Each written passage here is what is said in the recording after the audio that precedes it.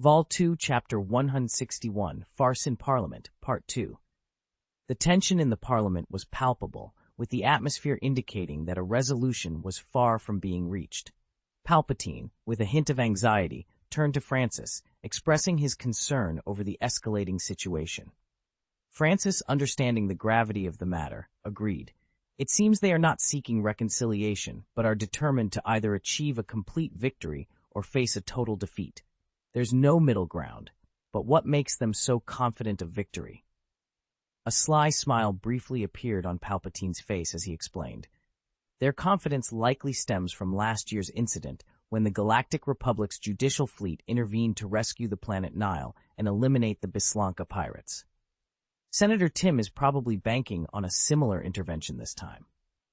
Francis was taken aback, realizing the depth of the situation and the intricate planning Palpatine had been involved in behind the scenes.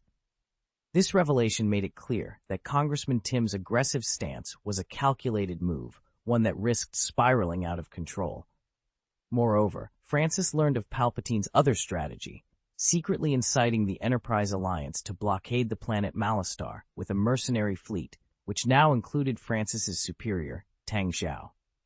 This maneuver almost guaranteed that conflict was inevitable, leaving President Valorum and the Republic in a difficult position. Palpatine's ability to manipulate events and leverage every aspect of the situation was chillingly impressive. Despite his internal shock, Francis maintained his composure and raised a concern. But if I recall correctly, last year's intervention by the judicial fleet didn't end well. Palpatine sighed, acknowledging the complexity of the situation. At this point, all we can do is hope for Speaker Valorum's courage. The debate in Parliament intensified when Senator Tim pressed Speaker Valorum for a stance, leading to a heated exchange. Pasai El Argent, seizing the moment, challenged Valorum with a pointed question about the Parliament's role in regulating business practices, which rallied support from the representatives of the commercial giants. In the midst of this, Senator Onaconda Fall from planet Rhodia, an acquaintance of Francis, took a stand against the dominance of the Enterprise Alliance, advocating for the rights of the Outer Ring's backward planets. His call to action garnered immediate support, sparking a fierce debate between the representatives of the business giants and those opposing them. The Parliament was on the brink of chaos, with the only thing preventing a physical altercation being the anti-gravity platforms each representative was stationed on. Francis observed that the opposition was primarily composed of non-human races, many of whom had supported Claire's mutual aid fund.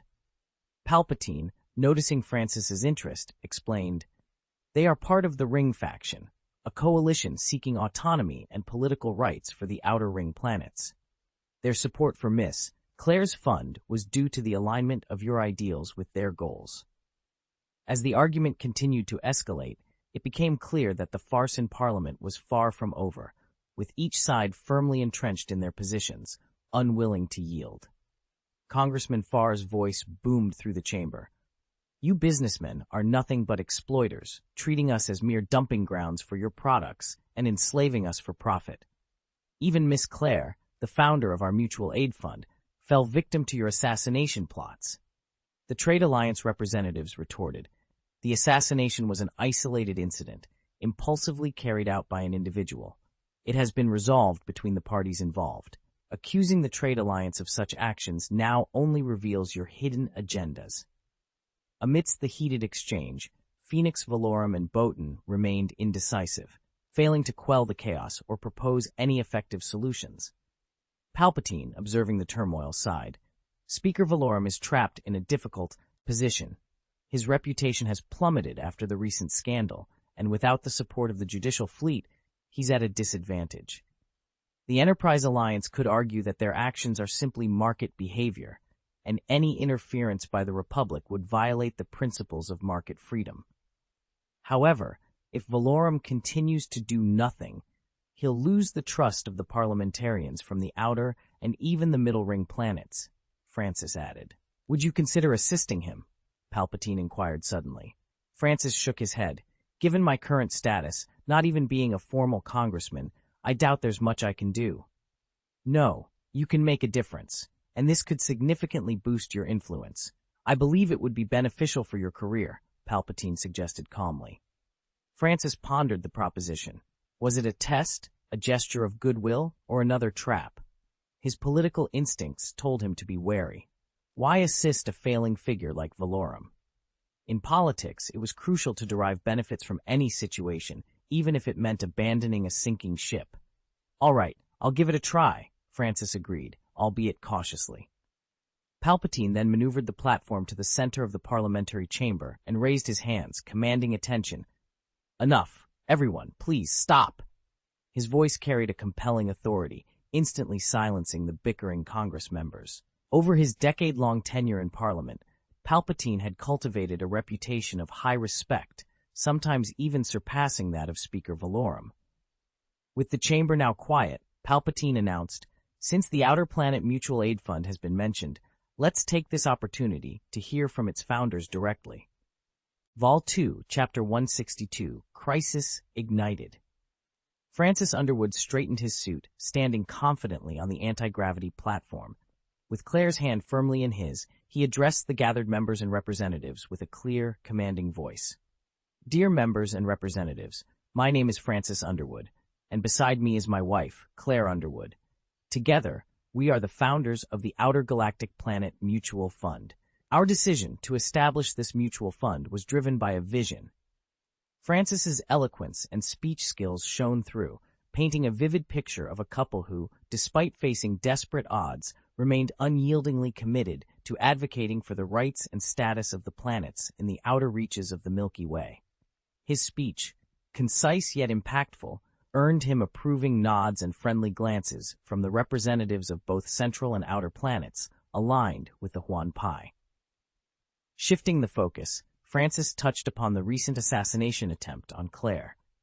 His voice, tinged with sorrow, stressed the importance of ensuring such incidents never recur.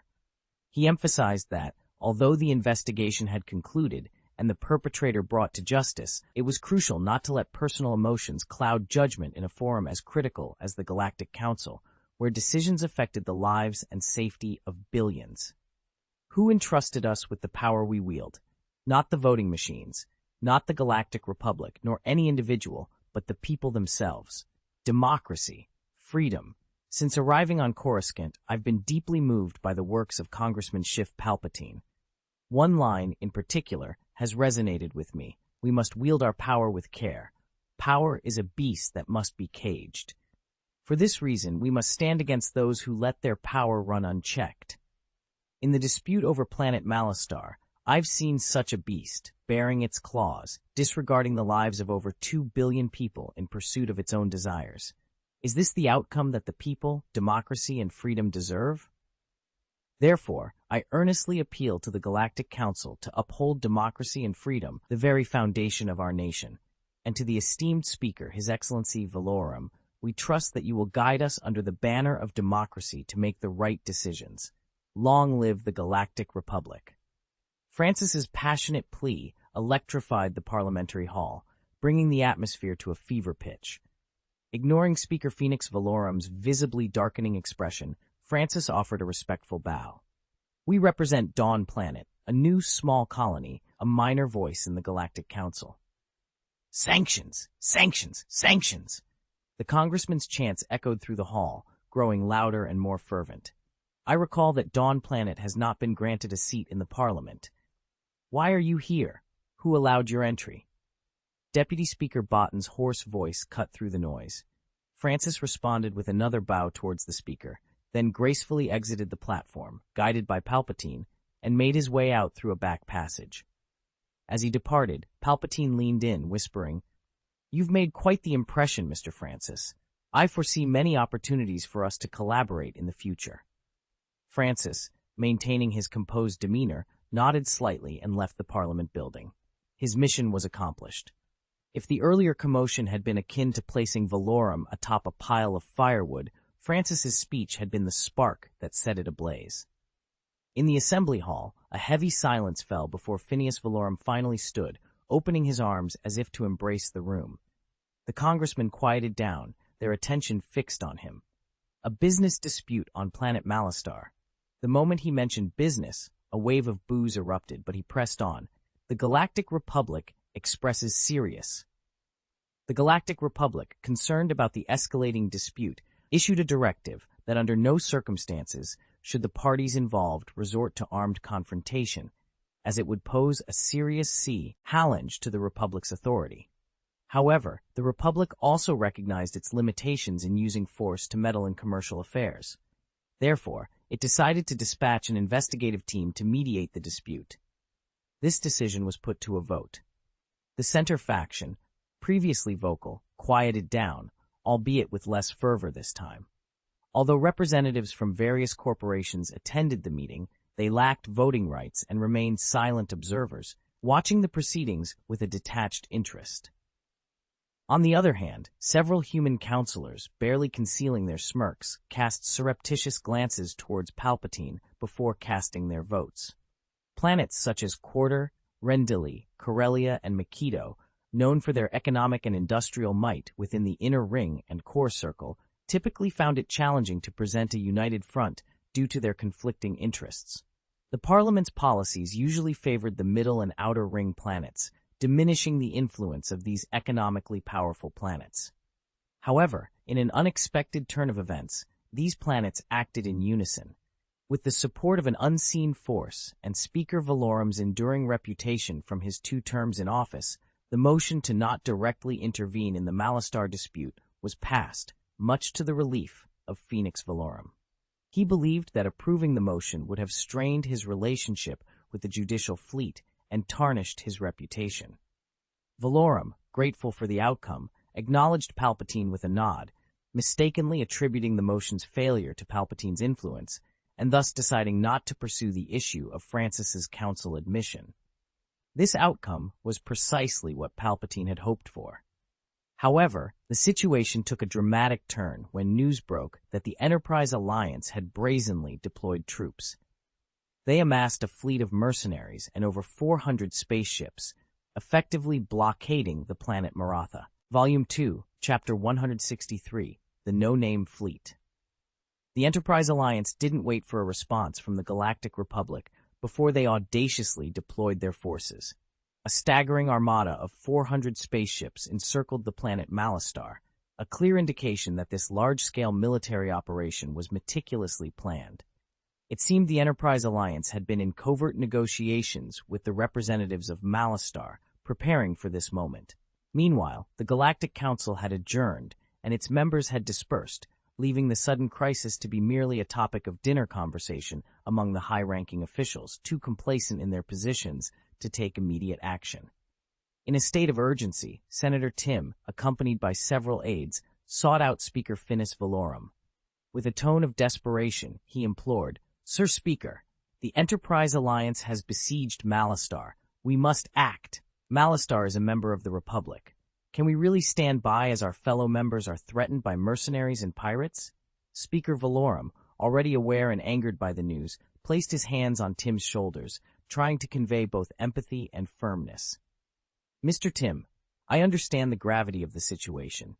However, you must also understand the constraints we face.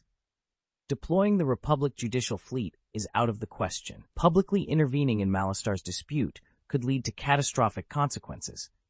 But we cannot just—" Tim tried to protest.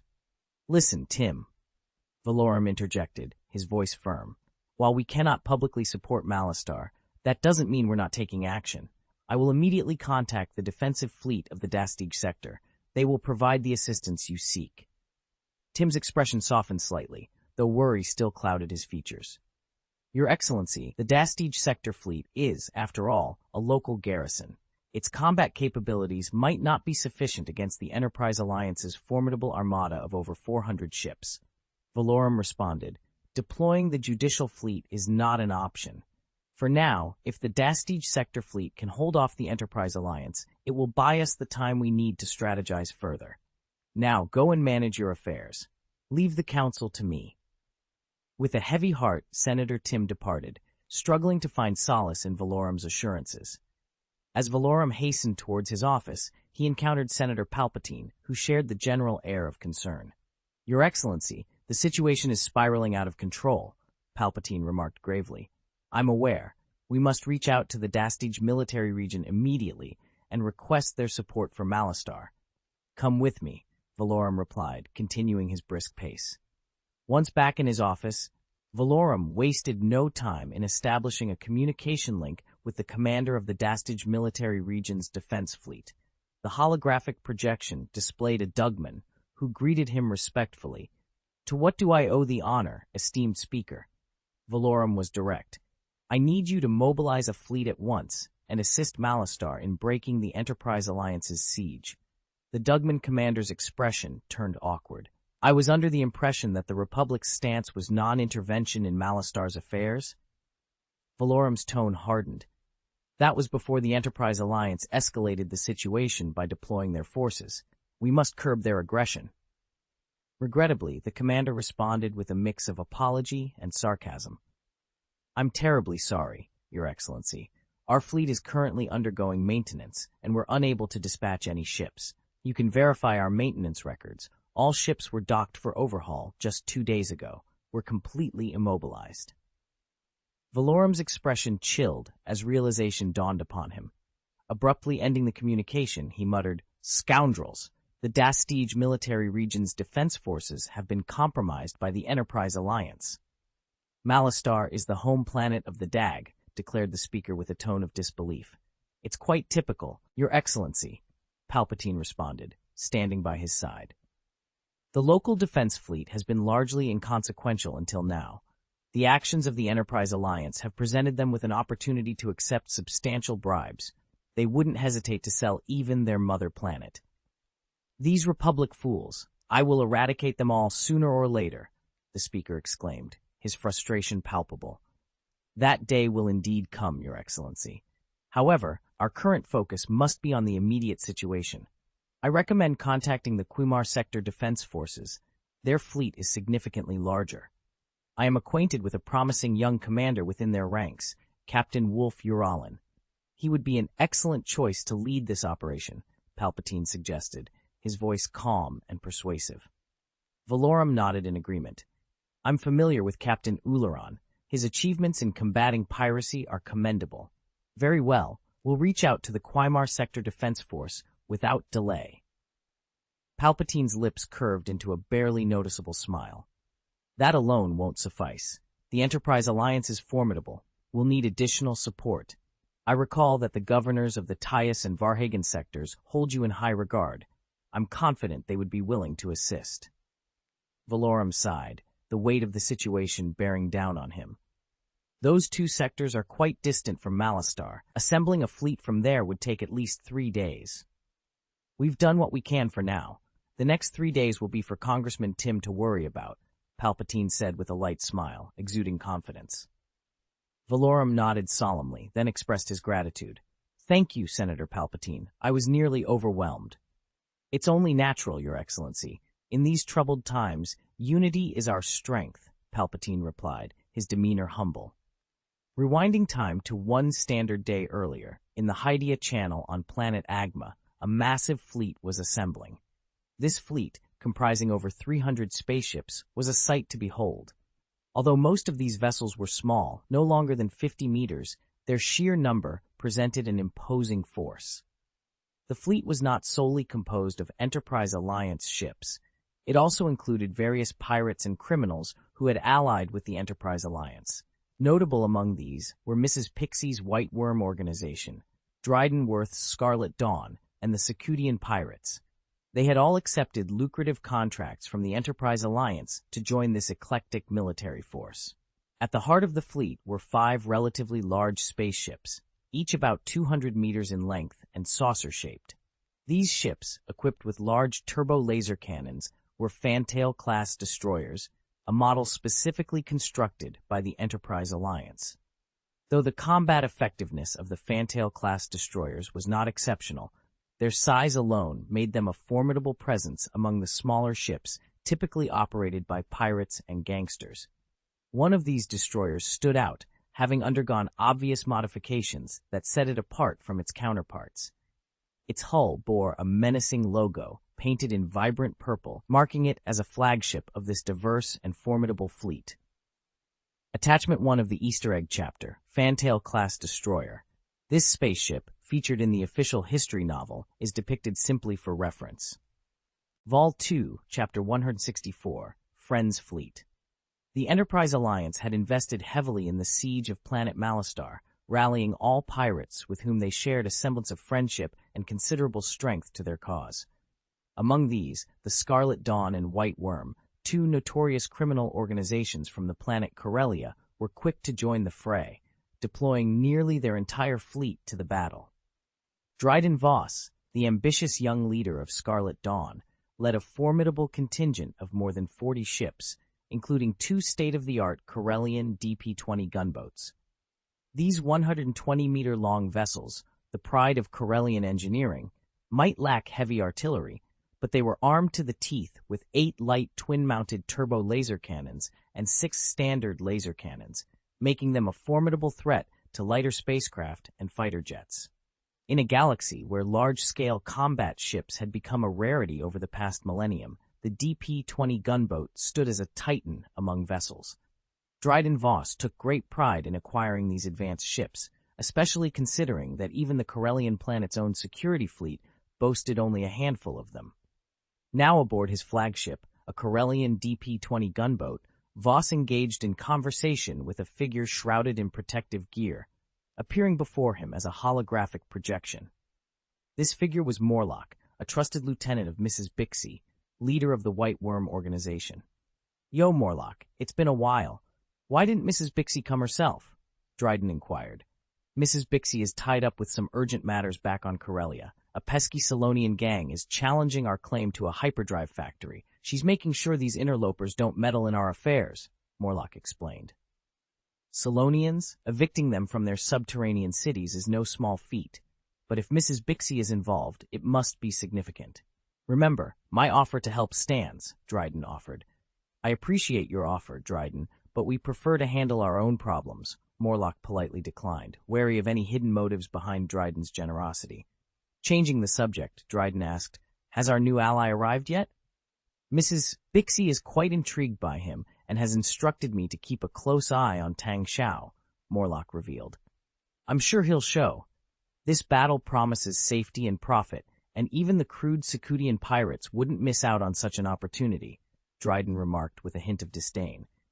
"I just hope the information from Teacher Black G is accurate and that the Republic's judicial fleet stays out of this.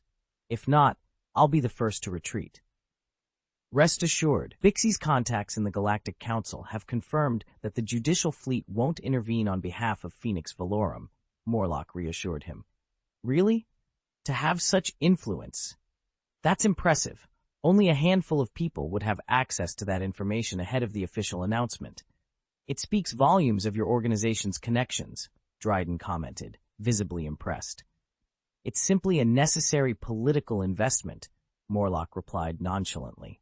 At that moment, a radar operator interjected, "Boss, we've detected a hyperspace jump. It's one of our own ships." "Ah, it seems our new friend has arrived," Morlock noted, receiving the same update.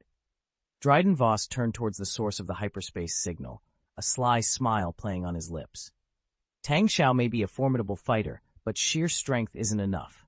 As a disciple of Teacher Black G, I expect him to bring more to the table." Dryden Voss's expression turned grave upon hearing the report. The sheer number of ships emerging from hyperspace was staggering. With 72 ships, the incoming fleet matched the combined forces of the Scarlet Dawn and the White Worm organization. This was a significant development, as the Enterprise Alliance had previously boasted the largest fleet with 5 Fantail-class destroyers and over 100 smaller armed vessels. The White Worm organization had contributed more than 30 armed merchant ships, while Scarlet Dawn had added over 40 spaceships, including 2 formidable 120-meter-long DP-20 gunboats. Additionally, the Secudian pirates had brought more than 80 ships, albeit of questionable quality, as their fleet consisted mainly of stolen spaceships crudely outfitted with a few guns. Despite their lackluster armaments, a single DP-20 gunship could potentially decimate half of the pirate fleet. There were also various smaller pirate and bounty hunter ships, though they were not significant in number. Such a diverse and formidable assembly could pose a threat to any planet in the outer or even middle ring, where the capability to muster a defending fleet was often lacking. However, the arrival of Tang Xiao's fleet immediately elevated its standing among these varied forces, showcasing a level of strength that was unexpected by many. It was clear that the disciples of Black Go Damask II were not relying on the same caliber of decrepit vessels that characterized the rest of the fleet. As the white light of hyperspace travel ceased, the first ships to emerge were 6 108.7-meter-long Vengeance-class light destroyers. These ships, though not particularly eye-catching in design, were clearly products of a sophisticated and complete design and industrial system, unlike the modified second-hand ships common among the other factions. The Vengeance-class destroyers were equipped with fewer turrets, but their size suggested a firepower superior to that of the DP-20 gunboats, indicating their role as formidable adversaries against larger spacecraft. This distinction highlighted the difference in purpose and capability between the Vengeance-class destroyers and the DP-20 gunboats, akin to comparing a regular military armored vehicle to a police armored vehicle. Following the Vengeance-class destroyers, 5 78-meter-long Cobalt Alloy-class heavy frigates made their entrance, accompanied by a flurry of activity as 60 31.4-meter-long Hammer-class light frigates also exited hyperspace. The Hammer-class frigates were divided into two groups. Half were equipped with larger turrets and plasma bomb launchers designed to penetrate shields, while the other half boasted twin blue laser turrets for conventional attacks. The arrival of these ships was then overshadowed by the emergence of a 315-meter-long behemoth, a ship that appeared suddenly and without warning, marking a dramatic entrance into the fray. This impressive display of military might signaled a significant shift in the balance of power among the assembled forces, underscoring the serious threat posed by Tang Xiao's fleet. Vol 2 Chapter 165, Confederate Star. When the Hammerhead-class cruiser appeared before them, Dryden Voss's demeanor shifted noticeably. "The black ship from Tatooine, are they aligned with Tang Xiao?" he exclaimed, his face betraying his surprise. "It seems they have a cooperative relationship," Morlock responded gravely. "The black ship isn't part of Tang Xiao's fleet." "These spacecraft designs are unfamiliar. I've never seen these models before. Have we found anything in the database?" Dryden inquired further. "No. Aside from the Hammerhead-class cruiser, the other ships aren't listed in the Galaxy Ship Encyclopedia," an operator nearby answered. Dryden's expression darkened. The Galaxy Ship Encyclopedia cataloged spacecraft from well-known shipyards across the galaxy, serving both as a reference and a marketplace. Its database was rapidly updated with new models as soon as they were released. The absence of these ships from the database implied they weren't products of any major manufacturer, but were self-designed and produced, indicating the presence of a complete industrial production line behind them. Among those 100-meter-long ships, there are 4 Ghost Fighters, the latest craze on the black market, Morlock added.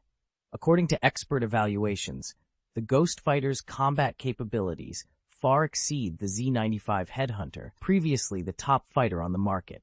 They're currently priced at 200,000 credits, over double the Z-95's price, and are in high demand. It's a feat to acquire even one. But Tang Xiao's fleet has brought over 20 Ghost Fighters. It seems our new ally possesses considerable strength. "This is indeed favorable," Dryden Voss remarked, though his tone was tinged with unease rather than joy. For someone like him, who thrived in the perilous underworld, the emergence of a powerful new player was alarming rather than welcoming. Suddenly, another signal interrupted their communication, and Tang Xiao's holographic projection appeared, switching the system to conference mode. Tang Xiao, dressed casually as if on vacation rather than in military attire, seemed to downplay the gravity of the situation. "Mr. Voss and, Mrs. Pixie couldn't make it?" Tang Xiao greeted them with a smile. "Mrs. Pixie was otherwise engaged and entrusted me with representing her in this operation."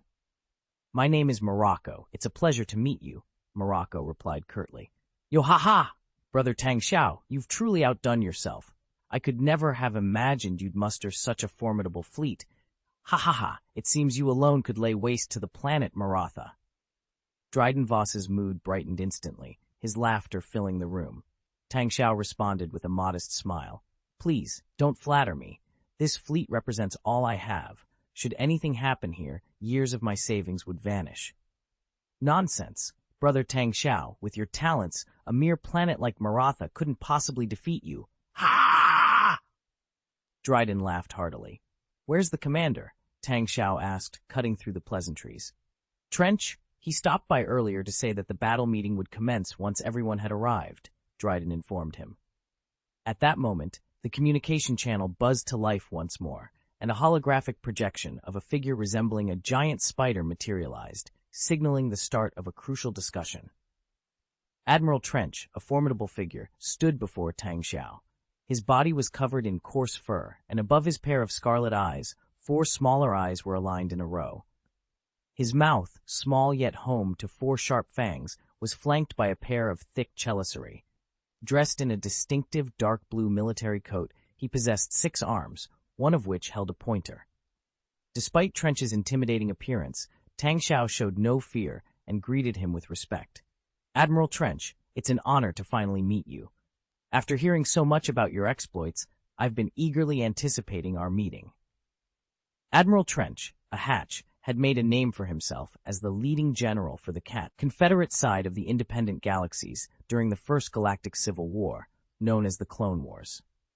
Unfortunately, his military career was marked by tragic defeats, often at the hands of Anakin Skywalker, a protagonist blessed with extraordinary luck.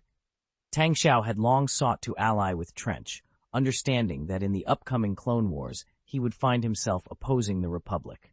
Securing Trench's allegiance would undoubtedly be a significant advantage. Trench responded with a series of clicks, a characteristic sound of the Hatch people, indicating his interest. I've never encountered someone of your reputation, but coming recommended by Hige, you seem to have lived up to expectations, he observed, his speech slow but precise, reflecting his meticulous nature. I am fully committed to living up to Mr. Blackjay's recommendation. I entrust the command of this operation to you, Admiral Trench. I have complete faith in your leadership and will follow your orders without question, Tang Xiao declared confidently. Trench, amused by Tang Xiao's commitment, replied, Oh, going all out, are we? You don't need to address me as Admiral. That's not an official rank among us.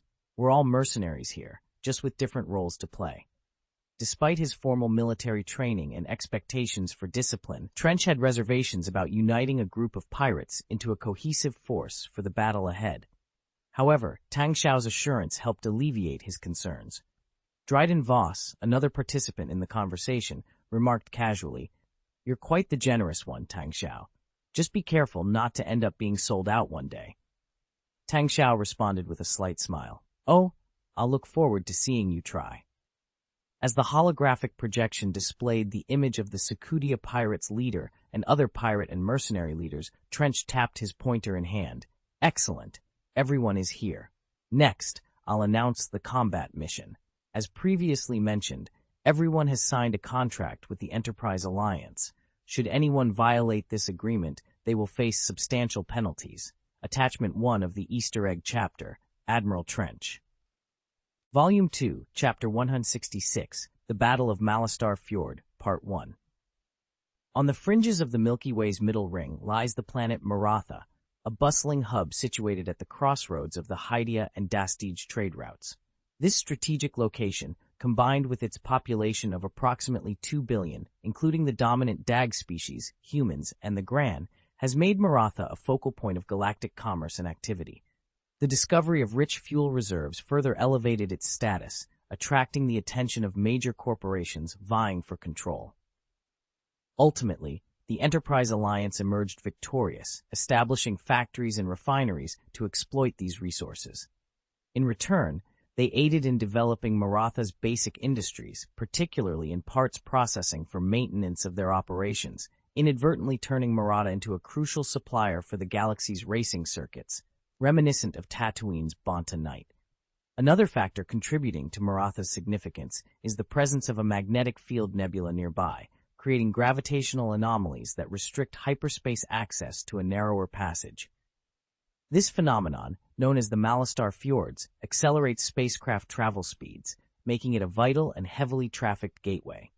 However, the tranquility of this bustling nexus was shattered when hundreds of armed spaceships materialized in the Malstar Fjord, effectively blockading all civilian traffic. A broadcast message declared Maratha under complete blockade by the Enterprise Alliance for alleged contract violations, threatening any dissenters with lethal force. The sudden appearance of these ships, with their weapons trained on the civilian vessels, sent waves of panic through the passengers and crew. In response, 3 patrol boats from a nearby space station rushed to confront the blockade, their DAG sheriff demanding the intruders' withdrawal and threatening to involve the Galactic Republic.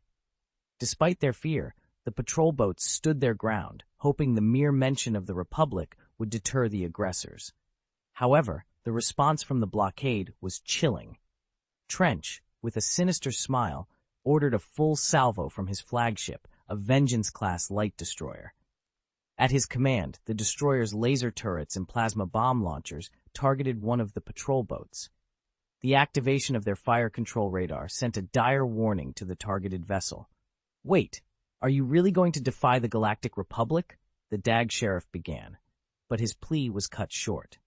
The destroyer unleashed its firepower, sending a barrage of laser beams and plasma bombs towards the patrol boat, signaling the start of a confrontation that would ripple across the galaxy.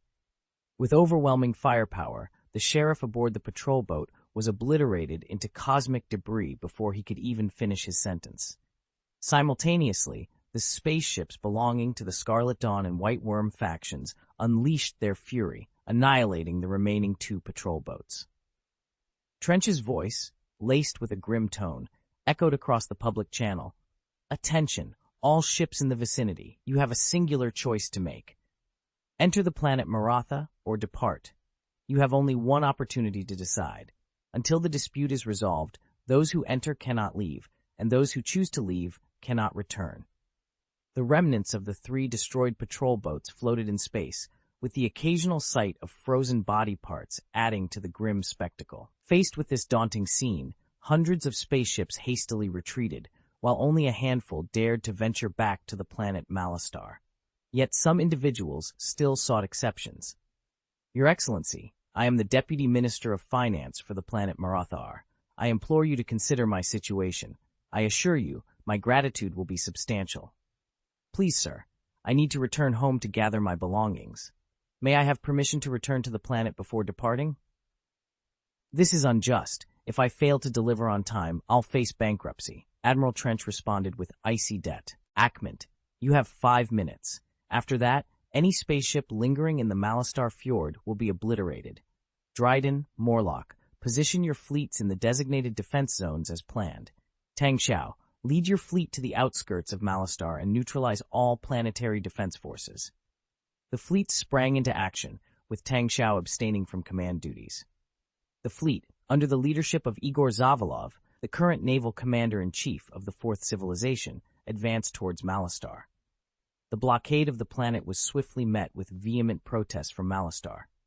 "The Enterprise Alliance has gone too far. Do you intend to enslave us by blockading our planet? This will not stand. The Dug will never surrender. Gran will never yield. We will defend Malstar at all costs." Tang Xiao, finding the barrage of messages from the public channel unproductive, instructed the operator to shut it down. "Prepare for battle," came Admiral Trench's voice, tinged with anticipation. The defense fleet of Maratha is stationed at 2 space stations in orbit, as well as at the airport near their capital, Pixlito. Given Maratha's current orbital rotation, it will take an hour for the capital's defense forces to align for optimal firing. Our first target is their defense space station.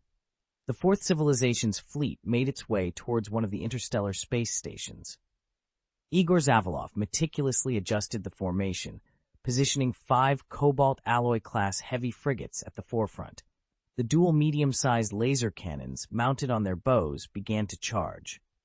In response, the defenders launched more than a dozen Aurek fighters, models long since retired by the Galactic Republic, to confront the attackers. The cobalt alloy heavy frigates are in combat position.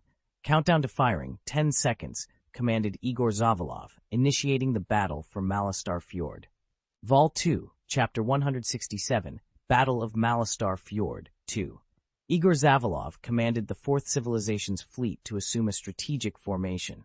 At the forefront were 5 Cobalt Alloy-class heavy frigates, renowned for their superior protection capabilities. Positioned in the middle were 6 Vengeance-class light destroyers, known for their formidable firepower. Surrounding them, 60 Hammer-class light frigates formed a protective barrier. In a hasty response, the Maratha Planet Space Defense Force launched over a dozen Auric fighter jets and several proton torpedoes from the space station.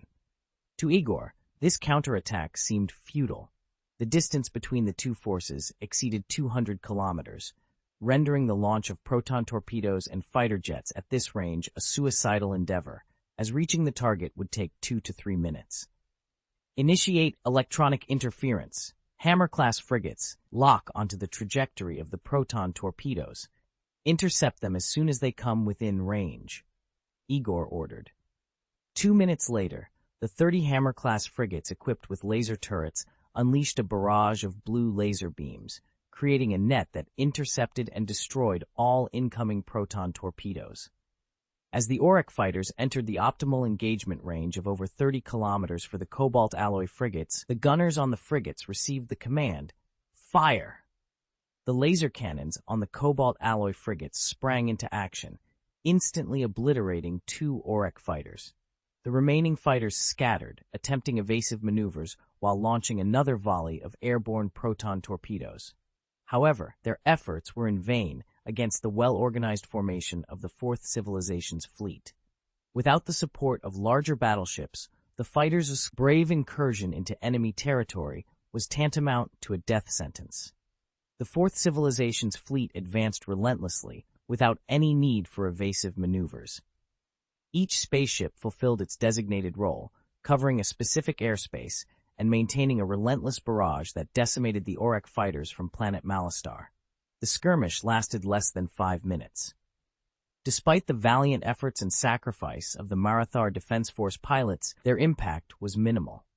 Only a few laser beams managed to damage the shields of the Fourth Civilization's fleet, and a single Cobalt Alloy-class frigate suffered a hit from an airborne proton torpedo during the melee. Following this brief engagement, the Fourth Civilization's fleet turned its attention to the defensive space station, bombarding it with a relentless assault. The space station's turbo laser turrets and proton torpedo launchers fought back fiercely, but were ultimately overwhelmed and destroyed within 10 minutes.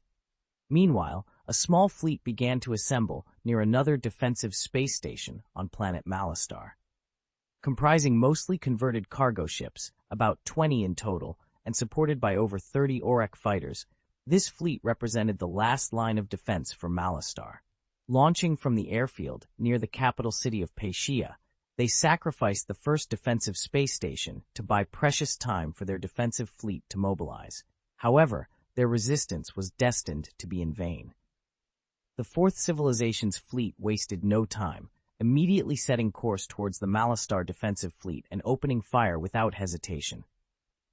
The Cobalt Alloy-class heavy frigates, despite having only 2 laser turrets, boasted high-powered, rapid-fire capabilities with concentrated firepower. They also redirected all shield energy to the bow to withstand the defensive fleet's counterattack. The Vengeance-class light destroyers demonstrated even greater firepower, with their 4 double-mounted laser turrets and 2 plasma bomb launchers overwhelming the defense fleet's efforts. The fleets of the Fourth Civilization, with their advanced technology and strategic formation, left little hope for the defenders of Malostar. The battlefield was illuminated by the stark contrast between the blue laser weapons of the Fourth Civilization and the red blaster beams of the Marathar defense fleet. However, it was evident that blue was dominating the battlefield. The Fourth Civilization's fleet maintained a strategic distance of 50 kilometers, unleashing a relentless barrage of fire. Despite their valiant efforts, the Marathar defense fleet couldn't penetrate the formidable net of fire laid out by their adversaries. The fleet of the Fourth Civilization was in prime condition, employing plasma bombs to weaken shields and blue laser cannons for precise point-to-point attacks including close-range defense. With the impending mass production of pulsar frigates, they were poised to acquire a weapon capable of effectively destroying the armor of enemy ships. In stark contrast, the Marathar defense fleet, cobbled together from rationed supplies and black market purchases, was woefully inadequate. The outcome was inevitable. Igor Zavalov had never intended for the Ghost Fighter to take off, signaling the end of the battle. The Galactic Republic will make you pay. The space station commander's final defiant cry echoed in the public channel before a violent explosion silenced him forever, marking his death under the relentless bombardment of the Fourth Civilization's fleet. Tang Xiao shook his head. Contrary to what you believe, the Battle of Malastare Fjord is merely the beginning of the Republic's turmoil. After securing victory, the Fourth Civilization's fleet circled the planet Malastare, ensuring no resistance remained. They proceeded to destroy all communication and navigation satellites in the planet's outer atmosphere, plunging Malastare into darkness and panic. Meanwhile, Admiral Trench had completed the defense arrangements at Malastare Fjord, including the installation of a hyperspace blocker, effectively sealing off the hyperspace channels surrounding the planet. Due to the destruction of the communication satellites, it took nearly a day for news of Malastare's blockade to reach the Galactic Council. However, Speaker Fennis Valorum decided against public intervention in the Malastare dispute. Under Valorum's covert direction, private funds were allocated to seek aid for the besieged planet.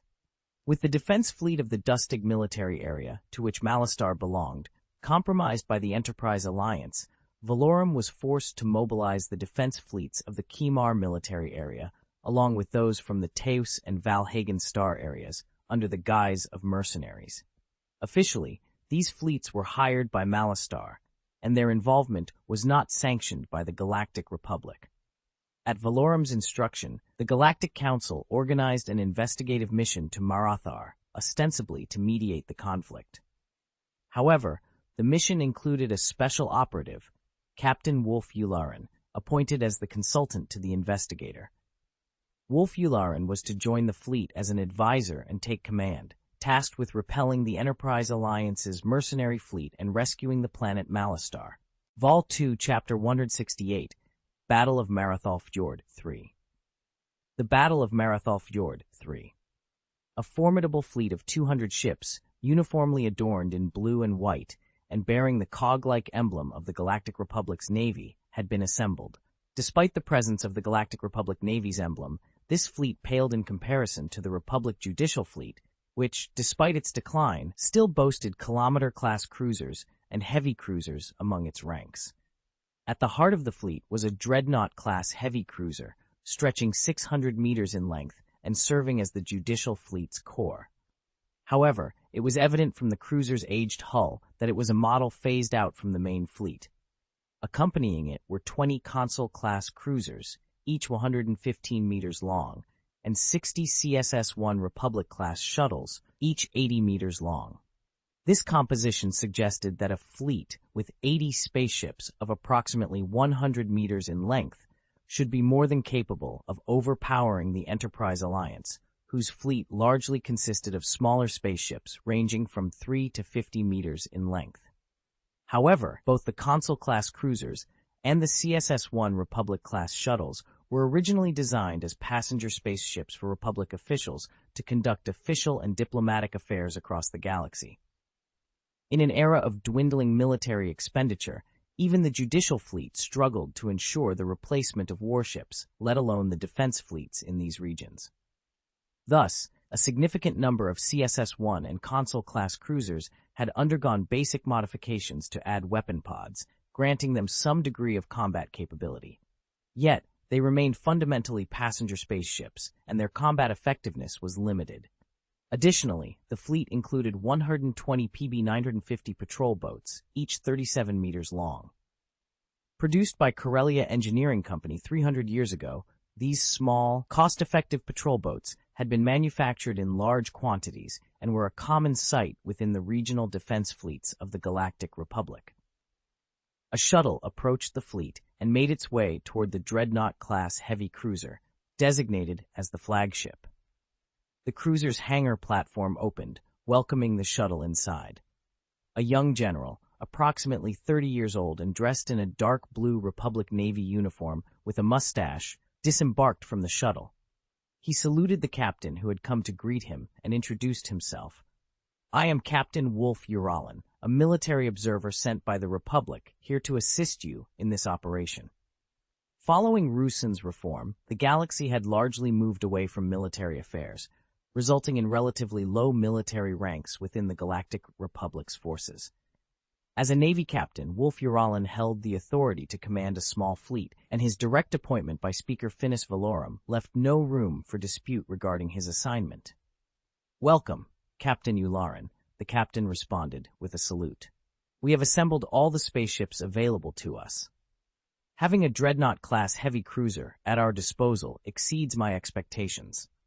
I believe the pirates allied with the Enterprise Alliance will find themselves outmatched by this formidable ship," Wolf Uralin stated confidently.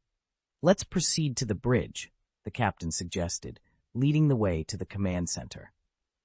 As they exited the hangar, it became apparent that the spacecraft was densely packed with personnel. Despite the air filters operating at full capacity, the air was heavy with the scent of sweat and feet. Wolf Uralin frowned slightly, but understood the reason behind it. The Dreadnought-class heavy cruiser, though only 600 meters long, required a staggering crew of 16,200 members. The warship, almost as diminutive as a manually operated valve, was deemed extremely inefficient. In response, the Lundley Interstellar Engineering Company, creators of the Dreadnought-class heavy cruiser for the Galactic Republic, proposed a series of enhancements. Lundley's engineers managed to significantly reduce the crew requirement from 16,200 to 2,204, alongside upgrading the weapon and energy systems, thus markedly boosting the cruiser's combat capabilities. However, the outcome of these improvements remained somewhat shrouded in mystery. The Republic's judicial fleet initially intended to commission 300 new Dreadnought-class heavy cruisers, yet only 100 were ultimately delivered. The discrepancy in numbers led to speculation of corruption within the ranks, though no concrete explanation ever surfaced. Given the age of the Dreadnought-class heavy cruiser, its combat effectiveness required re-evaluation. Wolf Ularin, deeply engrossed in thought, meticulously calculated the potential combat outcomes, simulating various battle scenarios in his mind. Upon arriving on the bridge, he took stock of the fleet's composition. 20 Console class, 60 Republic class, 100 PB-950, and 1 Dreadnought class. What about our carrier-based aircraft? We have 12 Z-95 Headhunters aboard our Dreadnought-class heavy cruiser, representing our entire complement of carrier-based aircraft, the captain informed. Ularin nodded in approval. The Z-95 Headhunter is an exceptional fighter, more than capable of handling pirates and bounty hunters. I've devised a battle strategy. He proceeded to position his warships on the holographic star map, explaining, "Our main ships, the Consul-class cruisers and Republic-class shuttles, though converted from transport vessels, possess adequate firepower. However, their major drawback is a lack of maneuverability. Our strategy should be to maintain distance, utilizing the 12 Z-95 Headhunters to protect our fleet's formation, and then overpower the enemy with superior frontal firepower." The captain agreed. "You're in command of this operation, and I trust your judgment," Ularin continued. "Additionally, our intelligence indicates that the Enterprise Alliance has enlisted a significant number of Secudian pirates. I've encountered these pirates before. Their fleets are large but poorly equipped, mostly consisting of modified vessels barely suitable for their kind of species. Such ships would be death traps for humans." "I see your point.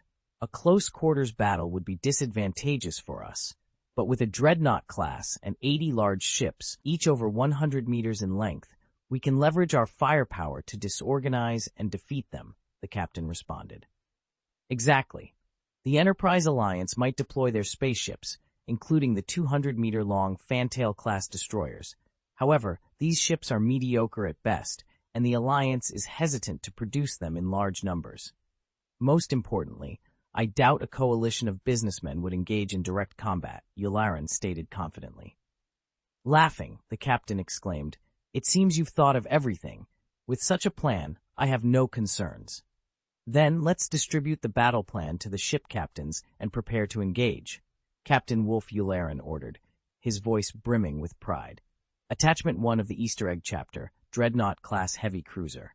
Attachment 2 of the Easter Egg Chapter, Captain Wolf Yularen. Vol 2, Chapter 169, Battle of Marathal Fjord, Ford. The Battle of Malathal Fjord continued to rage as Senator Anal Tim of Malastar reached out to Admiral Wolf Uralin in a desperate plea for help.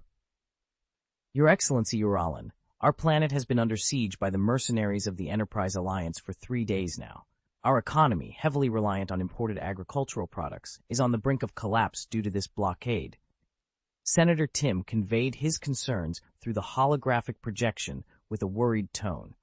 Admiral Wolf Uralin responded with a calm assurance. Please rest assured, Senator Tim. Our mission is to break the siege on Malastar and facilitate a return to the negotiating table. I wish you strength and prosperity. You have our full support. With a heavy heart, Senator Tim ended the communication, placing his hopes on the Admiral.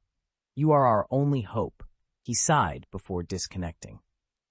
Admiral Wolf Uralin wasted no time. Let the entire fleet prepare for jump. In 30 seconds, we set course for the planet Maratha, he commanded.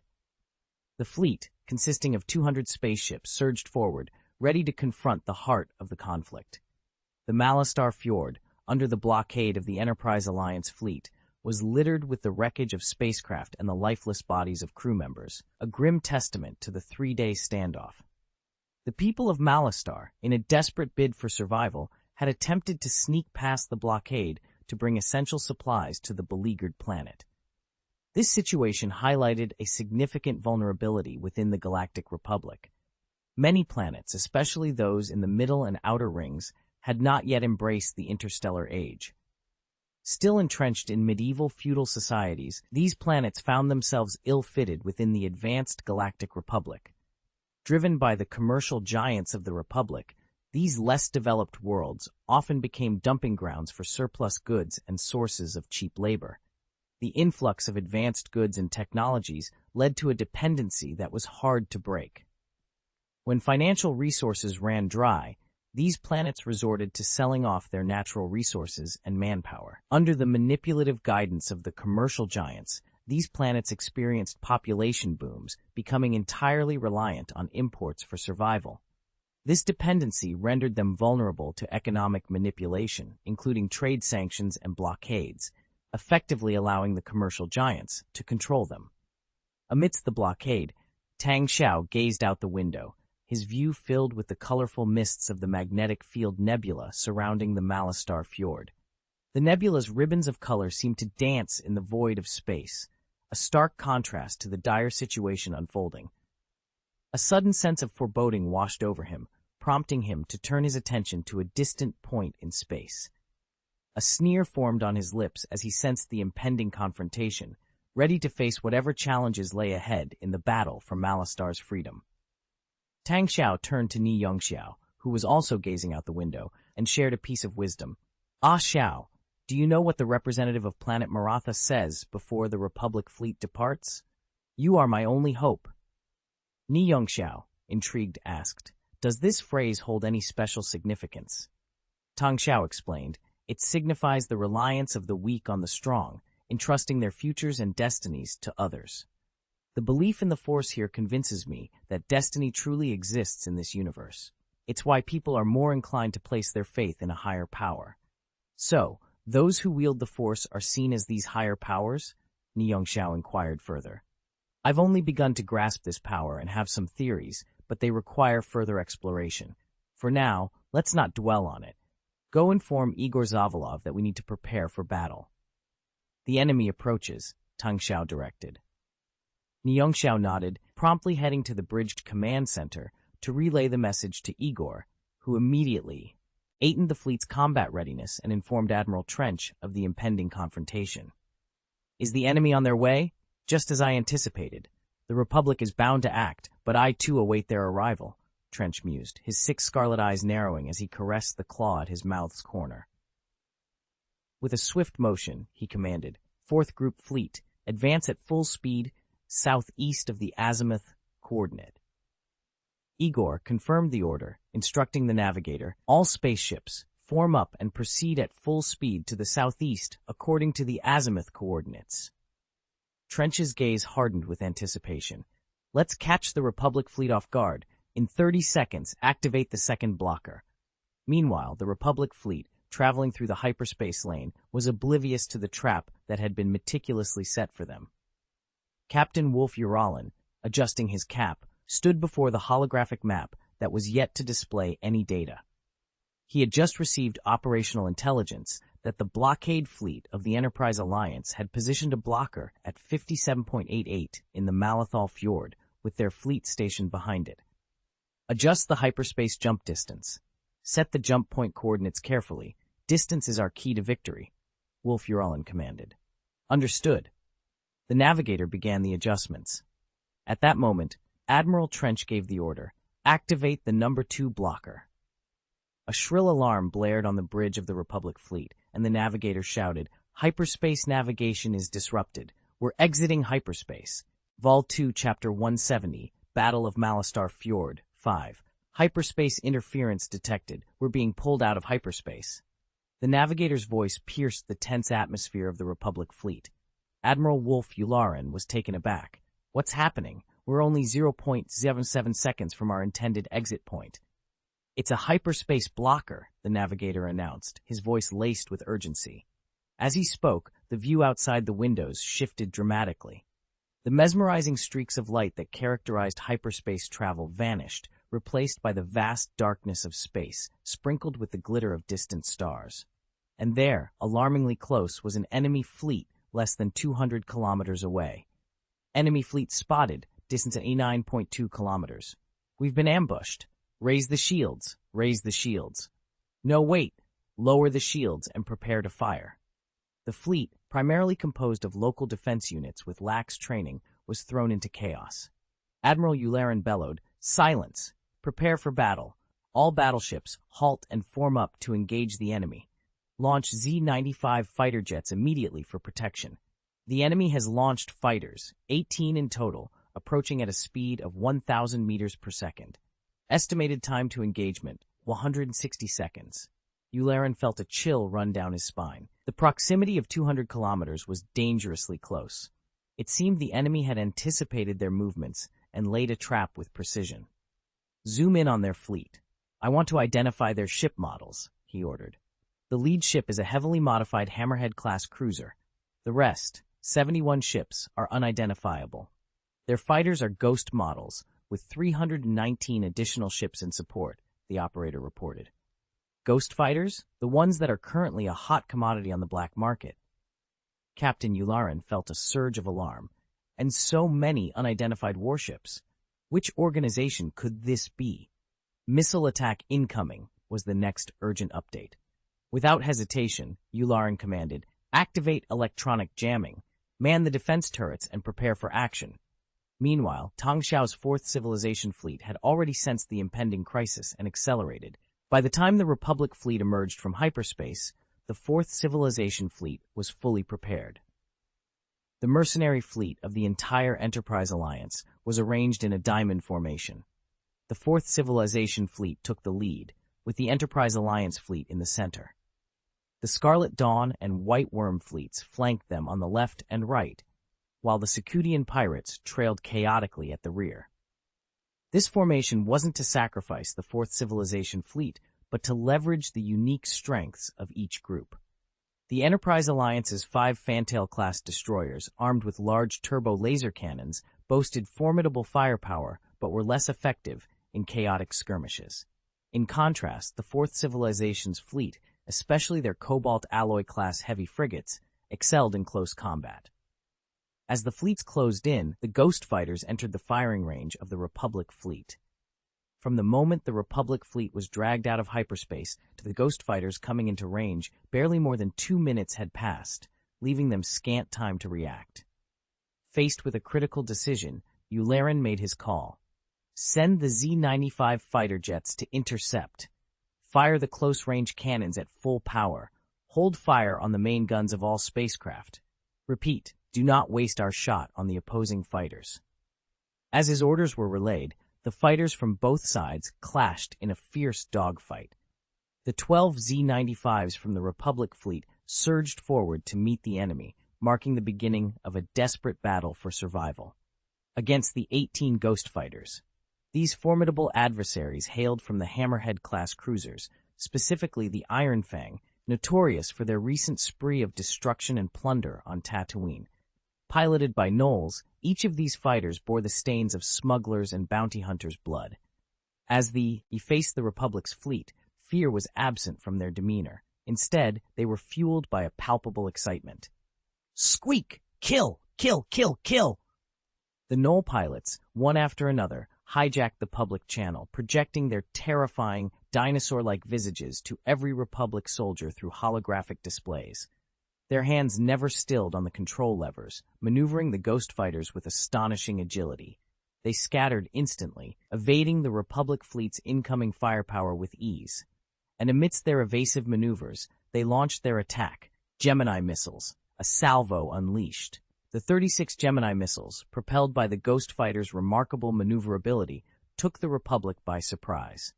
The Republic pilots, overwhelmed and unable to react in time, watched in horror as 5 Z-95 fighter jets were obliterated. The gap in performance between the fighter jets was stark, and the Republic's local defense fleet pilots, unaccustomed to frequent flying missions, stood no chance against the battle-hardened gnolls. The Republic fleet's ability to provide fire support for its own fighter jets was severely limited. The 60 CSS-1 Republic-class shuttles, despite modifications, were equipped with only 2 turbo laser cannons each, capable of firing only directly ahead. The 20 console-class cruisers, though fitted with turrets, suffered from limited coverage due to their retrofitting. The formidable Dreadnought heavy cruisers, positioned at the formation's center as flagships, were avoided entirely by the cunning Gnoll pilots, who preferred to keep their distance. Ultimately, the only close fire support came from the 120 PB-950 gunboats.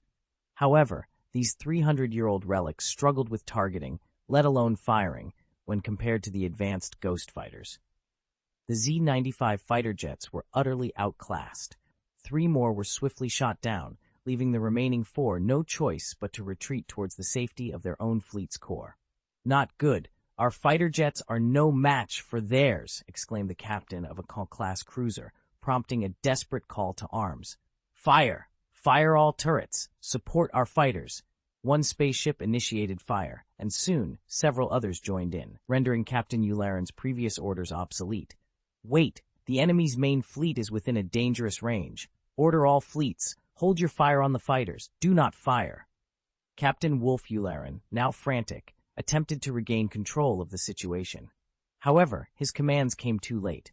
A barrage of blue laser beams struck the shields of the CSS-1 Republic-class shuttles at the forefront of the fleet in an instant. We're in range. They're firing on us, a messenger reported, his voice strained with urgency. Attachment 1 of the Easter Egg Chapter, CSS-1 Republic-class shuttle. Attachment 2 of the Easter Egg Chapter, Console-class cruiser.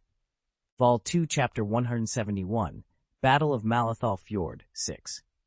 The Revenge-class light destroyer, armed with 4 large blue laser cannons, began its assault from a distance of 70 kilometers away from the enemy. Despite the laser's power diminishing over such a distance, the blue beams relentlessly bombarded the spacecraft of the Republic fleet, causing considerable alarm among the less experienced soldiers. Simultaneously, the plasma bomb launchers sprang into action. Unlike conventional energy weapons, these launchers fired plasma encased in a magnetic shell. Upon detonation, the plasma unleashed a devastating burst of energy, highly effective against energy shields. However, the magnetic shell's gradual dissipation limited the plasma bomb's speed and range.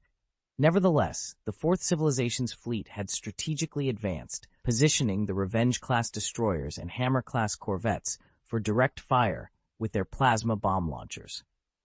From the moment they emerged from hyperspace, the Republic's fleet had barely 3 minutes to deploy their fighters. In this brief window, the Ghost Fighters managed to outmaneuver the hastily launched Z-95 Headhunter fighters. With superior range, the Fourth Civilization's fleet commenced firing before the Republic fleet could even decide on a course of action against the Ghost Fighters. The initial salvo from the Fourth Civilization's fleet was swift and devastating. A CSS-1 shuttle at the forefront experienced a flickering shield, prompting the captain to order a hasty retreat as the shield neared overload. "Stabilize the front line. All ships, fire at full force. Stop the enemy fleet from advancing," Wolf Uralin commanded. Despite their efforts, the Republic fleet's return fire did little to halt the enemy's advance. The Fourth Civilization's fleet unleashed another volley, obliterating 3 PB-950 patrol boats and further demoralizing the already chaotic Republic fleet. Admiral Trench then issued a new command: Ghost Fighter Formation, attack the left flank of the Republic fleet. Fourth Group Fleet, turn to the right, full speed ahead. The 18 Knoll-piloted Ghost Fighters, having already decimated the Republic's Z-95 fighter formation, now targeted the Republic fleet's left flank like a pack of hungry wolves. This section, guarded by only 10 CSS-1 Republic-class shuttles and 30 PB-950 gunboats, was particularly vulnerable to fighter attacks. The Knoll pilots swiftly breached the Republic's formation, launching a barrage of Gemini missiles that wreaked havoc on the left flank. As the Ghost Fighters penetrated the Republic fleet's formation, chaos ensued. The Republic-class shuttles, equipped with only forward-facing guns, made futile attempts to escape the onslaught. Meanwhile, the PB-950 patrol boats scattered, easily pinned down by the fighter jets. The left flank of the Republic fleet was thrown into disarray, effectively splitting their forces. In a strategic maneuver, the Fourth Group fleet began turning to the right, leaving behind 5 Cobalt alloy-class heavy frigates to continue the assault. This sudden shift in tactics further compounded the Republic fleet's predicament, showcasing the Fourth Civilization's superior strategy and firepower in the Battle of Malathal Fjord. The remaining spaceships of the Fourth Civilization fleet accelerated towards the right wing of the Republic fleet, creating a tactical maneuver that threatened to completely encircle the Republic forces.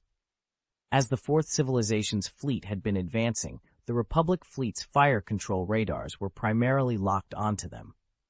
However, when the Fourth Civilization fleet began its sudden turn, the spaceships on the Republic's right wing instinctively followed, inadvertently stretching their formation thin. Notify the troops on the right flank to contract the defense line. Do not mirror the opponent's movements. Wolf Yularen, realizing the precarious situation, commanded with urgency. "It's too late, rookie. Accept your defeat." Trench, with a sharp flick of his whip, gloated. "All troops, initiate a pincer formation assault. Release all the Vulture robot fighters." A swarm of Vulture robot fighters, favored by the business conglomerates of the Trade Alliance, the Enterprise Alliance, and the Interstellar Banking Association for their air superiority, launched from the Enterprise Alliance fleet's spaceships. These fully automated light fighters, each only 3.6 meters in length, surged out like a flock of their namesake, closing the distance to the Republic fleet in under 2 minutes. Their relentless assault with laser cannons and proton torpedoes threw the Republic fleet into disarray. Simultaneously, the Scarlet Dawn fleet, like a sharp blade, cut through the space between the Republic fleet's right flank and its main force. "Open fire at will. Destroy all these Republic lackeys. Leave no survivors. Ha!" Dryden Voss cackled maniacally from his ship's bridge. "Tsk, tsk." White Worm's fleet, pin down the opponent's left-wing fleet and provide cover for the Ghost Fighters, Trench ordered with a sinister chuckle. "Understood. All ships, follow my lead. Target the left flank and fire at will." Morocco quickly relayed the command, directing the main fleet to slow down and approach cautiously. "All fire control radars, lock onto the flagship of the Republic fleet, the Dreadnought-class heavy cruiser," Trench ordered with a smug laugh, stroking his chelicerae. "Give the Galactic Republic my present, a gift of destruction, fire, and death." Without needing further instructions, the Secudian pirates, in a frenzy, piloted their assorted spaceships across the formation of the Enterprise Alliance's main fleet, heading straight for the Republic forces. "Sir, our formation on the right flank has been stretched and encircled. while the left flank is under heavy fire and harassed by ghost fighters, rendering it immobile. What should we do? Wolf Yularen, fists clenched and body trembling, was overwhelmed by the rapid turn of events. In less than half an hour, he realized the battle was lost. Attachment 1 of the Easter egg chapter, the Galactic Republic Consul-class cruiser. Attachment 2 of the Easter egg chapter, Melee. Vol 2, Chapter 172, Battle of Malathal Fjord, Conclusion. Admiral Trench's decisive strikes landed squarely on Captain Wolf Yuralen's face, leaving him reeling in shock. He had never anticipated such a crushing defeat in a confrontation with the mercenaries employed by the corporate giants. The loss was not due to any lack of grand strategy or intricate tactics. It was a straightforward failure in command. Wolf Yuralen hailed from a distinguished military lineage. His father, Tor Yuralen, was a renowned naval commander within the Republic. Under his father's tutelage, Wolf Yuralen embarked on his military career from a young age. Graduating with honors from the military academy, he chose to serve in the Quemar Sector Defense Fleet over the corruption-riddled Republic Justice Fleet. The Quemar Sector, known for its unrest and frequent pirate attacks, provided Wolf Yuralen with ample, real combat experience. His skills and confidence flourished remarkably, and he harbored ambitions of becoming a legendary general, commanding thousands of warships across the galaxy, a dream inspired by his father's legacy. However, his first command of a large-scale fleet battle ended in immediate defeat. The opposing commander from the Enterprise Alliance had perfectly anticipated his strategy. Wolf Yuralen expected the enemy to form a defensive blockade, relying on superior firepower. Instead, the enemy seized the initiative, attacking just as Wolf Yuralen's fleet emerged from hyperspace and wedged directly into his formation. The Enterprise Alliance had also disseminated misleading information. Previous skirmishes on the planet Marathar suggested that their fleet would guard around a known hyperspace blocker. Wolf Yuralen planned his tactics accordingly, only to be caught off guard by a hidden second blocker that disrupted their hyperspace jump prematurely. The enemy fleet, having accelerated in advance, dragged the Republic fleet into a chaotic melee within minutes of exiting hyperspace. Utilizing the superior speed and agility of their ships, including an array of unknown types, the enemy commander deployed ghost fighters to disrupt the Republic's formation. This maneuver allowed their fleet to execute a pivotal turn, after which they launched a multifaceted attack that shattered Wolf Yuralen's fleet formation, leaving them in disarray. Now, Wolf Yuralen faced a critical decision regarding the deployment of his last strategic asset. The main formation centered around the Dreadnought-class heavy cruiser. The outcome of this decision would determine the fate of his entire force. Drenched in cold sweat, Wolf Yuralen stared at the holographic projection of the battlefield. He watched as his battleships were decimated, and the mercenaries of the Enterprise Alliance wreaked havoc. The Enterprise Alliance fleet, spearheaded by 5 Fantail-class destroyers, had their guns trained on his heavy cruiser, the Lord. Advancing the main formation would mean walking into a barrage of concentrated fire from the Fantail destroyers. Under normal circumstances, Wolf Yuralen would have devised countless strategies to counter this threat, given the limited agility of the Fantail destroyers. However, with the battle having escalated to this point, any forward movement by his main formation would inevitably lead to a confrontation with the overwhelming firepower of the enemy destroyers. "Sir, the database comparison is complete," whispered the adjutant, approaching with crucial information.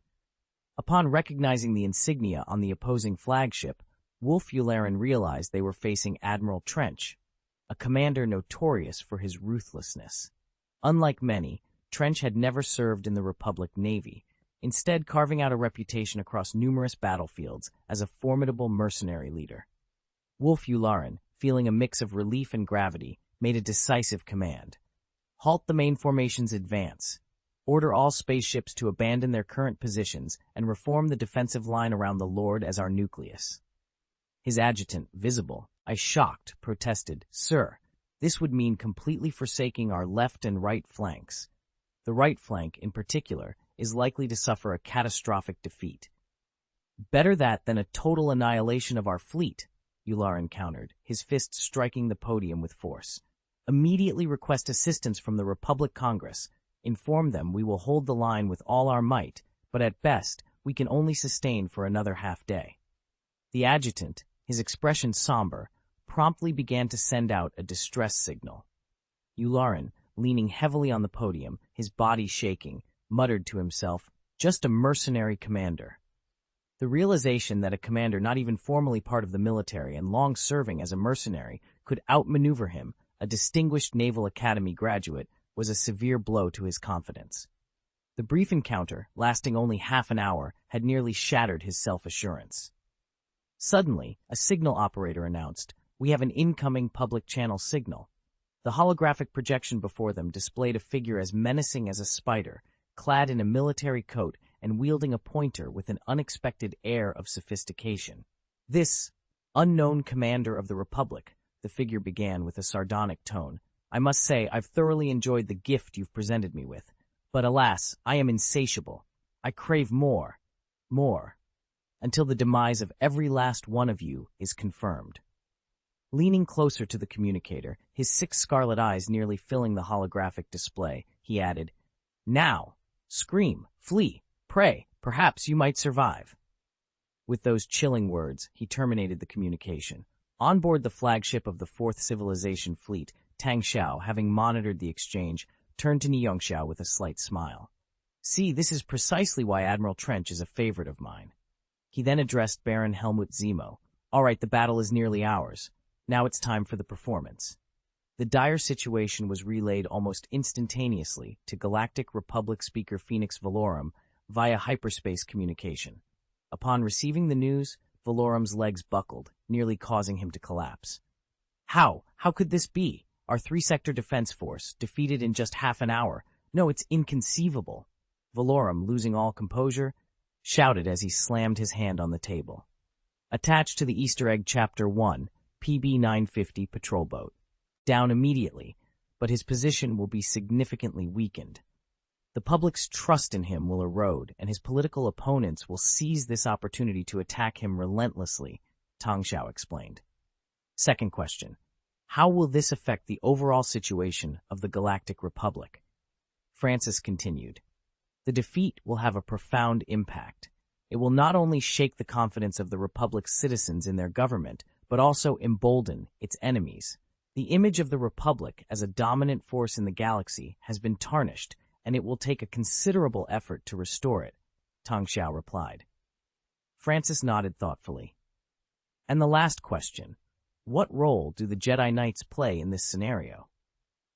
The Jedi Knights are likely to intervene to stabilize the situation. Their involvement could mitigate some of the negative impacts of the defeat. However, their actions will also be scrutinized, and any misstep could further complicate matters for the Republic, Tang Xiao said. Francis leaned back, absorbing the information. This is a critical moment for the Republic. The actions we take now could shape its future. We need to be strategic and consider all possible outcomes. Back on Coruscant, Speaker Finis Valorum was grappling with the fallout from the defeat. He knew the implications were dire, and his leadership was on the line. The defeat at the hands of a commercial entity was not just a military embarrassment, but a political disaster. The public's perception of the Republic's strength and competence was at stake. Valorum's communication with Deputy Speaker Botan was tense. They discussed damage control strategies, but Valorum knew that the situation required more than just political maneuvering. He needed a way to restore confidence in the Republic's leadership and its military capabilities. Meanwhile, Senator Shiv Palpatine observed the unfolding crisis with a calculated interest. His conversation with Masa Meta revealed his ambition and his readiness to exploit the situation to his advantage. Palpatine's manipulation of the political landscape was subtle yet effective, positioning himself as a stabilizing force while simultaneously undermining Valorum's authority. In the depths of Coruscant, Francis Underwood and Tang Xiao analyzed the situation, aware of the shifting political currents. They understood the gravity of the Republic fleet's defeat and its potential to reshape the political landscape. Their conversation highlighted the complexity of the situation and the need for careful planning and strategic foresight. As the crisis continued to unfold, the The characters navigated the treacherous waters of galactic politics, each with their own agendas and concerns. The defeat at Mallastar Fjord was more than a military setback. It was a catalyst for change, challenging the established order, and setting the stage for a new chapter in the Galactic Republic's history. "It's not the right time for Palpatine to be the scapegoat," someone remarked. "But we do need one for this situation." The next question arose: what will the Enterprise Alliance do now? You must understand, from my perspective, I need this operation by the Enterprise Alliance to fail, as I foresee the future. Only by doing so can I achieve the outcomes I desire. Why did it fail? Tell me, Senator Palpatine, why? Phoenix Valorum, who appeared to have aged significantly, demanded furiously upon confronting Palpatine. Palpatine internally labeled Phoenix Valorum as a manifestation of impotent rage. On the surface, however, he feigned shock. "This is inconceivable. The defense fleets of the three-star regions, particularly the Dreadnought-class heavy cruiser, should have easily overpowered the mercenaries of the Enterprise Alliance." "But it happened. Senator Palpatine, we must devise a strategy. The Enterprise Alliance cannot be allowed to triumph on Mallastar. What should we do? What about the commercial guilds, the Techno-Union? They're all disregarding the Republic's authority." Phineas Valoran exclaimed. "Now, there's only one option," Palpatine said with a sneer, revealing his long-considered solution: the Jedi Order. The Jedi Order? Valorum was taken aback by this suggestion. "I recall the Jedi Order did send a reconnaissance team to Marathar, led by Jedi Master Keep Shi, but they should have already returned." "Exactly, which gives the Jedi Order a reason to get involved in this matter, doesn't it?" Palpatine proposed. Phoenix Valorum shook his head. "No, even the Jedi Knights can't persuade both parties to cease hostilities once the war has begun. Especially now that the Enterprise Alliance is winning, they won't make any concessions." "But the Jedi Knights have the capability to force the Enterprise Alliance to retreat, right?" Palpatine argued. "Whenever I delve into the ancient history of the Republic, I long for its most glorious era. During the 1,000-year-long Sith War, the Jedi Order's warriors led the charge, wielding arrows and stones, decimating countless foes for the Republic." He spread his arms wide, his voice filled with emotion. The lightsaber, symbolizing light and justice, also protected the Republic's authority. What a magnificent era! Vol. 2, Chapter 174, The Actions of the Jedi Order. Shift Palpatine's voice carried a cadence akin to singing as he extolled the glory of the mighty Jedi Order at the peak of the Republic. However, his tone shifted dramatically as he continued. He slowly lowered his hand and said, "But when did the Jedi Order become such a cowardly organization? They claim to uphold peace, yet they turn a blind eye to the clear signs of war. The Battle of Galadran, the Stark Hyperspace War. When has the Republic not faced an undeserved crisis? Master Yoda is a respected elder, and I believe he will not stand idly by in this time of crisis." Finis Valorum's eyes gradually hardened with resolve. He nodded and said, "Indeed, the Jedi Order cannot remain passive in the face of the Republic's peril. I will personally seek out Master Yoda." Palpatine bowed deeply and said slowly, "I will also mobilize my connections to assist." Above the Jedi Temple on Coruscant, within the top floor of one of the 5 towers, Phoenix Valorum, the president of the Galactic Council, emerged from the shuttle, flanked by his entourage. Dozens of apprentices, led by Jedi Master Mace Windu, were lined up to greet him. Master Windu, clad in a coarse cloth robe and maintaining a serene expression, bowed deeply before speaking. "Your Excellency, I presume you are here concerning the dispute on the planet Mallastar. Please come inside. Master Yoda awaits you in the conference room." Phineas Valorum nodded, gestured for his guards to remain by the shuttle, and entered the Jedi Temple alone. Master Windu accompanied him silently to the conference room, where a small green figure awaited. After bowing to Valorum, Master Windu excused himself and left the room. "It's more relaxed here. It's just the 2 of us," Master Yoda said, turning around and gesturing towards the sofa with a slight bow. Speaker Valorum took a seat on the sofa. He paused, gathering his thoughts, but Master Yoda spoke first. "The galaxy is far from peaceful, Master Yoda said with a smile. Valorum sighed. "Indeed, disputes have intensified on all fronts, leaving us weary. The dark side is stirring. I can feel it in my premonitions. An evil shadow lurks behind these anomalies, Master Yoda stated. I believe this is more than just an issue of the dark side. It's a tangible dispute over interests and class, Valorum countered. If it's a matter of interest, you shouldn't have come to me. Master Yoda shook his head. The Force guided you here. I came not for the Force, but for the planet Malastare, Valorum clarified. And what is it you seek from us? Master Yoda inquired, already knowing the answer. I hope the Jedi Order will intervene to resolve the dispute on Malastare. This farce cannot continue. If the corporate alliance succeeds, other conglomerates will follow suit, potentially stripping the Republic of its control over the Outer Rim territories. Valorum explained passionately. We have already sent a mediator. The Jedi Order does not involve itself in commercial disputes, Master Yoda responded calmly. Valorum stood up abruptly, his voice filled with urgency. But this is a matter that concerns the very state of the Republic. If we allow these corporate giants to overshadow the Republic, its downfall is imminent. How can the Jedi Order stand by and watch? He was about to continue when Master Yoda gently waved his hand, and Valorum felt a sudden coolness wash over him, calming his heated emotions like a bucket of ice water on a hot summer day. The dark side is behind this, as I've said. It resides in the heart of every being. To combat it, we all must play our part, Master Yoda stated. Speaker Valorum's worry transformed into relief, understanding the wisdom in Master Yoda's words. So the Jedi Order is willing to assist? Already on their way, Master Kepshi, Master Yoda confirmed. Reevaluate the situation. She must. Is Master Kepshi the only one? Then, the Force will continue to guide us, Master Yoda said with a smile, standing up and bay, owing to Speaker Valorum. He then gestured towards the door, adding, May the Force be with you. That's the situation, Master Dooku. I fear that after this incident, the Galactic Republic will enter a period of unrest, Palpatine expressed with a sigh to the two figures in the holographic projection.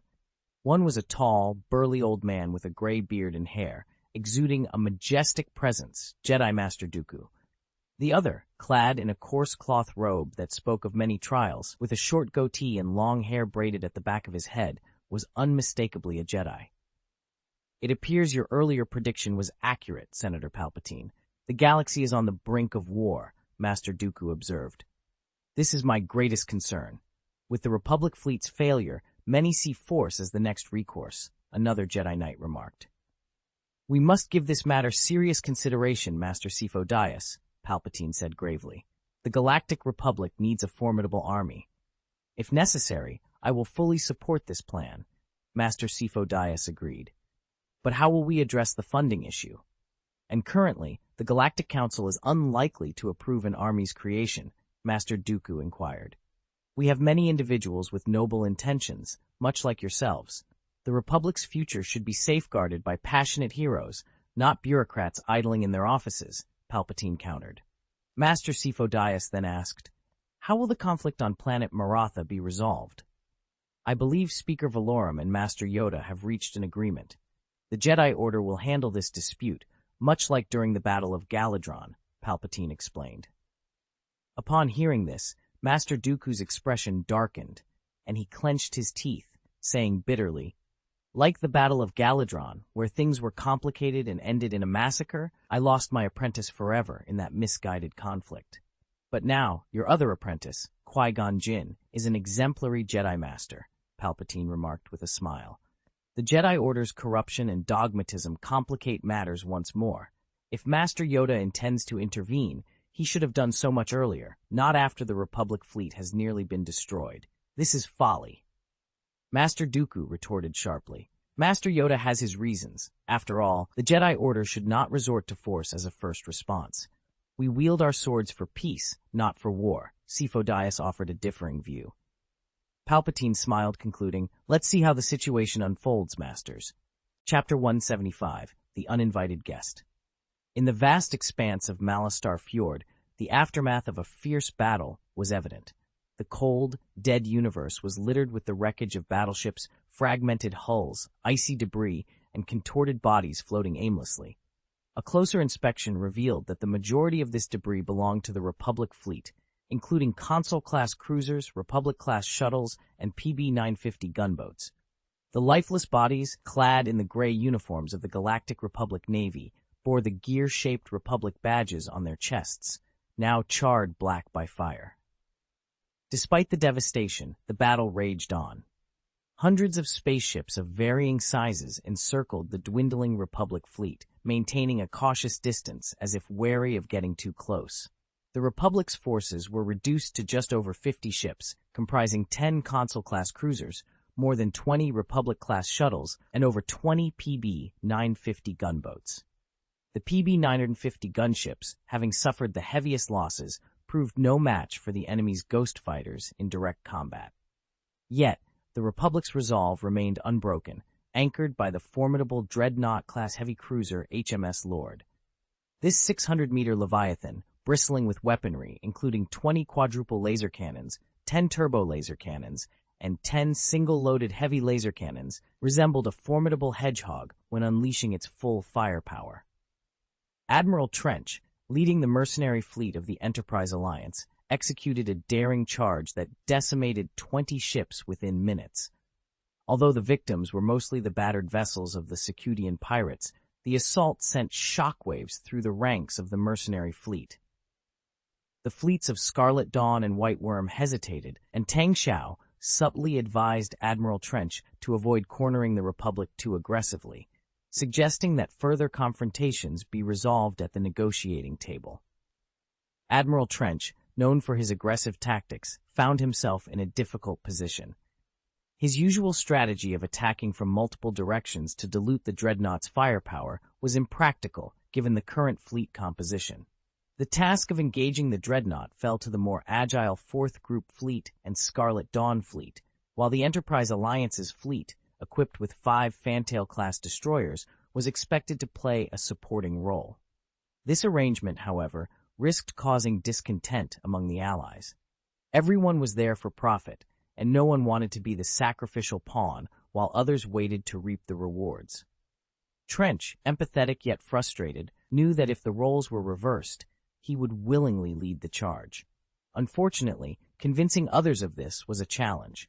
Thus, the stalemate persisted.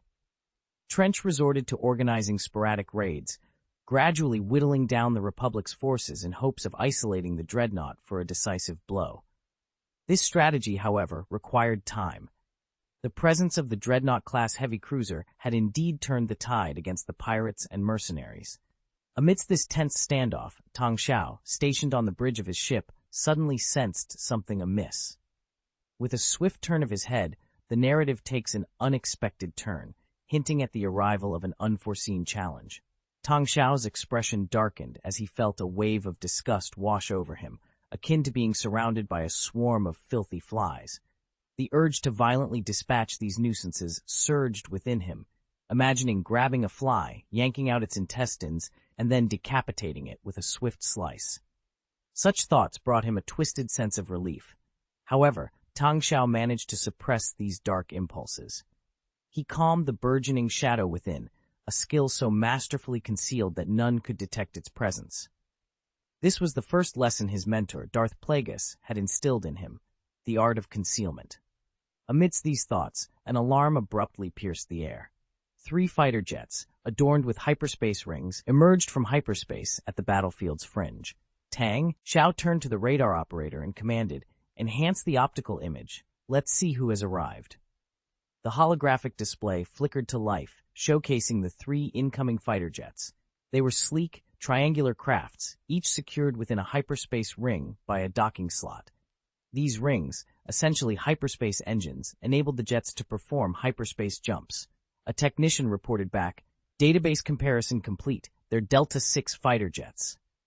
Tang Xiao's brow furrowed. It seems a Jedi Knight has decided to grace us with their presence. The Delta 6 was a high-performance fighter jet produced by the Quarter Power Dock, renowned for its advanced capabilities and hefty price tag. Predominantly utilized by Jedi Knights, the presence of such crafts almost certainly heralded their arrival. Given the Galactic Republic's limited military budget, it was unlikely for its forces to deploy such expensive machinery. As anticipated, a communication request soon followed. The holographic projection displayed a middle-aged human woman clad in a robe. I am Kep C, representing the Jedi Order, she announced calmly. Tang Xiao gestured to Commander Igor Zavalov, signaling him to keep the channel open, but to refrain from responding. Admiral Trench, however, engaged directly. A Jedi Master? And what brings you here? He inquired with a mocking tone. The Jedi Order requests that the Enterprise Alliance lift the blockade on planet Malastar and return to the negotiation table.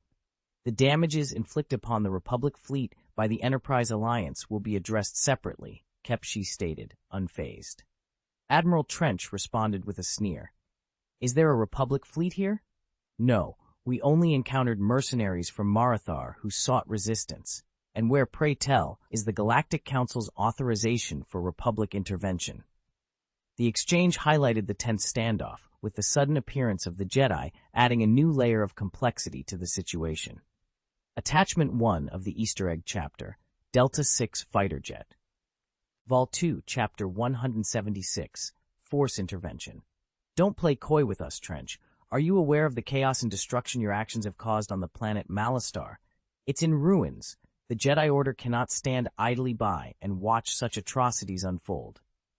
Kepsa stated emphatically. Are you Jedi Knights really going to meddle in corporate affairs? How intriguing. How much did the Maratha Fuel Group pay the Jedi Order? 10,000 credits? Or perhaps 5,000? Trunchi mocked with a sneer. We are intervening because you forcibly besieged the planet Malastar, Kepsi retorted. If that's the case, it's unfortunate. I believe the news media will find this story quite appealing, Trunchi taunted. Enough of this nonsense. You have 5 minutes to withdraw your fleet from the Malathal Fjord. Otherwise, the Jedi Order will intervene by force. Kepshai declared loudly. I have yet to taste the blood of a Jedi Knight. Admiral Trench responded coldly before abruptly ending the communication. Aboard the flagship of the 4th Group Fleet, Tang Xiao instructed Igor Zavalov, prepare for battle. Once the Jedi Knights make their move, we'll perform a symbolic interception. Let them achieve their objectives, then we'll proceed with the rescue. Understood, Igor responded. Ni Yongxiao, looking concerned, inquired. Manager, didn't you acquire a batch of Bacta cans from the Damask Holding Group previously and brought a few sets with the fleet, specifically for this moment? Indeed, Tang Xiao replied with a grin. Meanwhile, Admiral Trench issued his orders. All fleets, maintain your formations. I'm eager to see how the Jedi Knights plan to forcefully intervene. Tang Xiao smirked. From a military command standpoint, this is the correct order. However, when facing Jedi Knights, this strategy will lead to Trench's downfall. The appropriate tactic would be to consolidate the battleships, reducing the space for Jedi fighters to maneuver, and then overwhelm them with superior numbers. Elsewhere, Master Keep C communicated with Wolf Yularen via the military channel. Captain Yularen, please support my upcoming actions. If it's within my power, I will assist you in any way possible, Master Keep C, Yularen replied. I need you to lead a charge against Trench's flagship with the heavy cruiser Lord at the forefront. A charge? But there are 5 Fantail-class destroyers, all bearing Trench's insignia. Where should I direct the charge? Yularen questioned. He's on the 2nd destroyer to the right, Keepsy informed. Understood. So I just need to charge? Master Keep Shy. If the tide of battle doesn't turn, my ship might be destroyed in less than half an hour. Captain Yularen expressed concern. This is our last chance. If we don't act now, we may never repel the Enterprise Alliance fleet, Keepsy explained. Taking a deep breath, Wolf Yularen affirmed, the day I joined the military, I was prepared for moments like this. Master Keep Shy, I will fully support your plan. Excellent, Keepshian nodded, then addressed the Jedi apprentices in the other 2 Delta 6 fighter jets. Let's begin. The primary threat from the Enterprise Alliance mercenary fleet is Trench. If we can take down his flagship, the rest will falter. With that, she pushed the joystick forward and headed straight for the heart of the Enterprise Alliance fleet. Go! The other 2 Jedi apprentices followed closely in their fighter jets. The 3 Delta 6 fighter jets accelerated to incredible speeds, showcasing the importance of acceleration and maximum velocity in space combat. Ultimately, the limit to a fighter jet's speed is often the pilot's ability to withstand G-forces, but an exceptional fighter can alleviate some of this strain through various means. Equipped with advanced buffer devices, These fighters are designed to move at incredible speeds. Among those capable of piloting such marvels, the Jedi Knights, with their superior physical fitness, stand out as the ideal pilots for these high-performance crafts. The Delta Series Fighter J at ETS, produced by the Quat Power Dock, epitomize this pinnacle of engineering. Ignoring cost in favor of performance, each unit's production cost exceeds 200,000 galaxy credits. However, despite their impressive capabilities, Delta Series fighters find little favor in the black market. The issue isn't just their scarcity. More critically, these fighters demand a pilot of exceptional skill to unleash their full potential, a criterion beyond the reach of the average person. For Jedi Master Cape C, however, such limitations are non-existent. She maneuvers her fighter jet with unparalleled precision, its speed escalating to a staggering 4,000 meters per second within a mere minute. Even with the Delta 6 fighter's sophisticated protection and buffering systems, this velocity far surpasses what is typically survivable. Her two Jedi apprentices, though not as swift, still manage impressive speeds of 2,000 meters per second. Meanwhile, under Captain Wolf Uralan's command, the Republic fleet, led by the Dreadnought-class heavy cruiser named Lord, initiates a bold assault on Trench's Corporate Alliance fleet. The imposing presence of the Dreadnought-class cruiser, with its 40 fully operational turrets, unleashes a relentless barrage of laser beams and turbo-lasers. Faced with this onslaught, the Scarlet Dawn fleet crumbles, unwilling to engage directly with the formidable Lord. The reluctance of the Scarlet Dawn fleet to commit their valuable ships to battle stems from a pragmatic reason. The Corporate Alliance offers no compensation for lost vessels. Similarly, the fleets of the White Worm Syndicate and the Fourth Group, along with the ramshackle ships of the Secudia pirates, offer no resistance to the Dreadnought-class cruiser's determined charge. Admiral Trench, incensed by the audacity of the Republic's attack, orders a concentrated bombardment on the Republic fleet's flagship. "Are you courting death?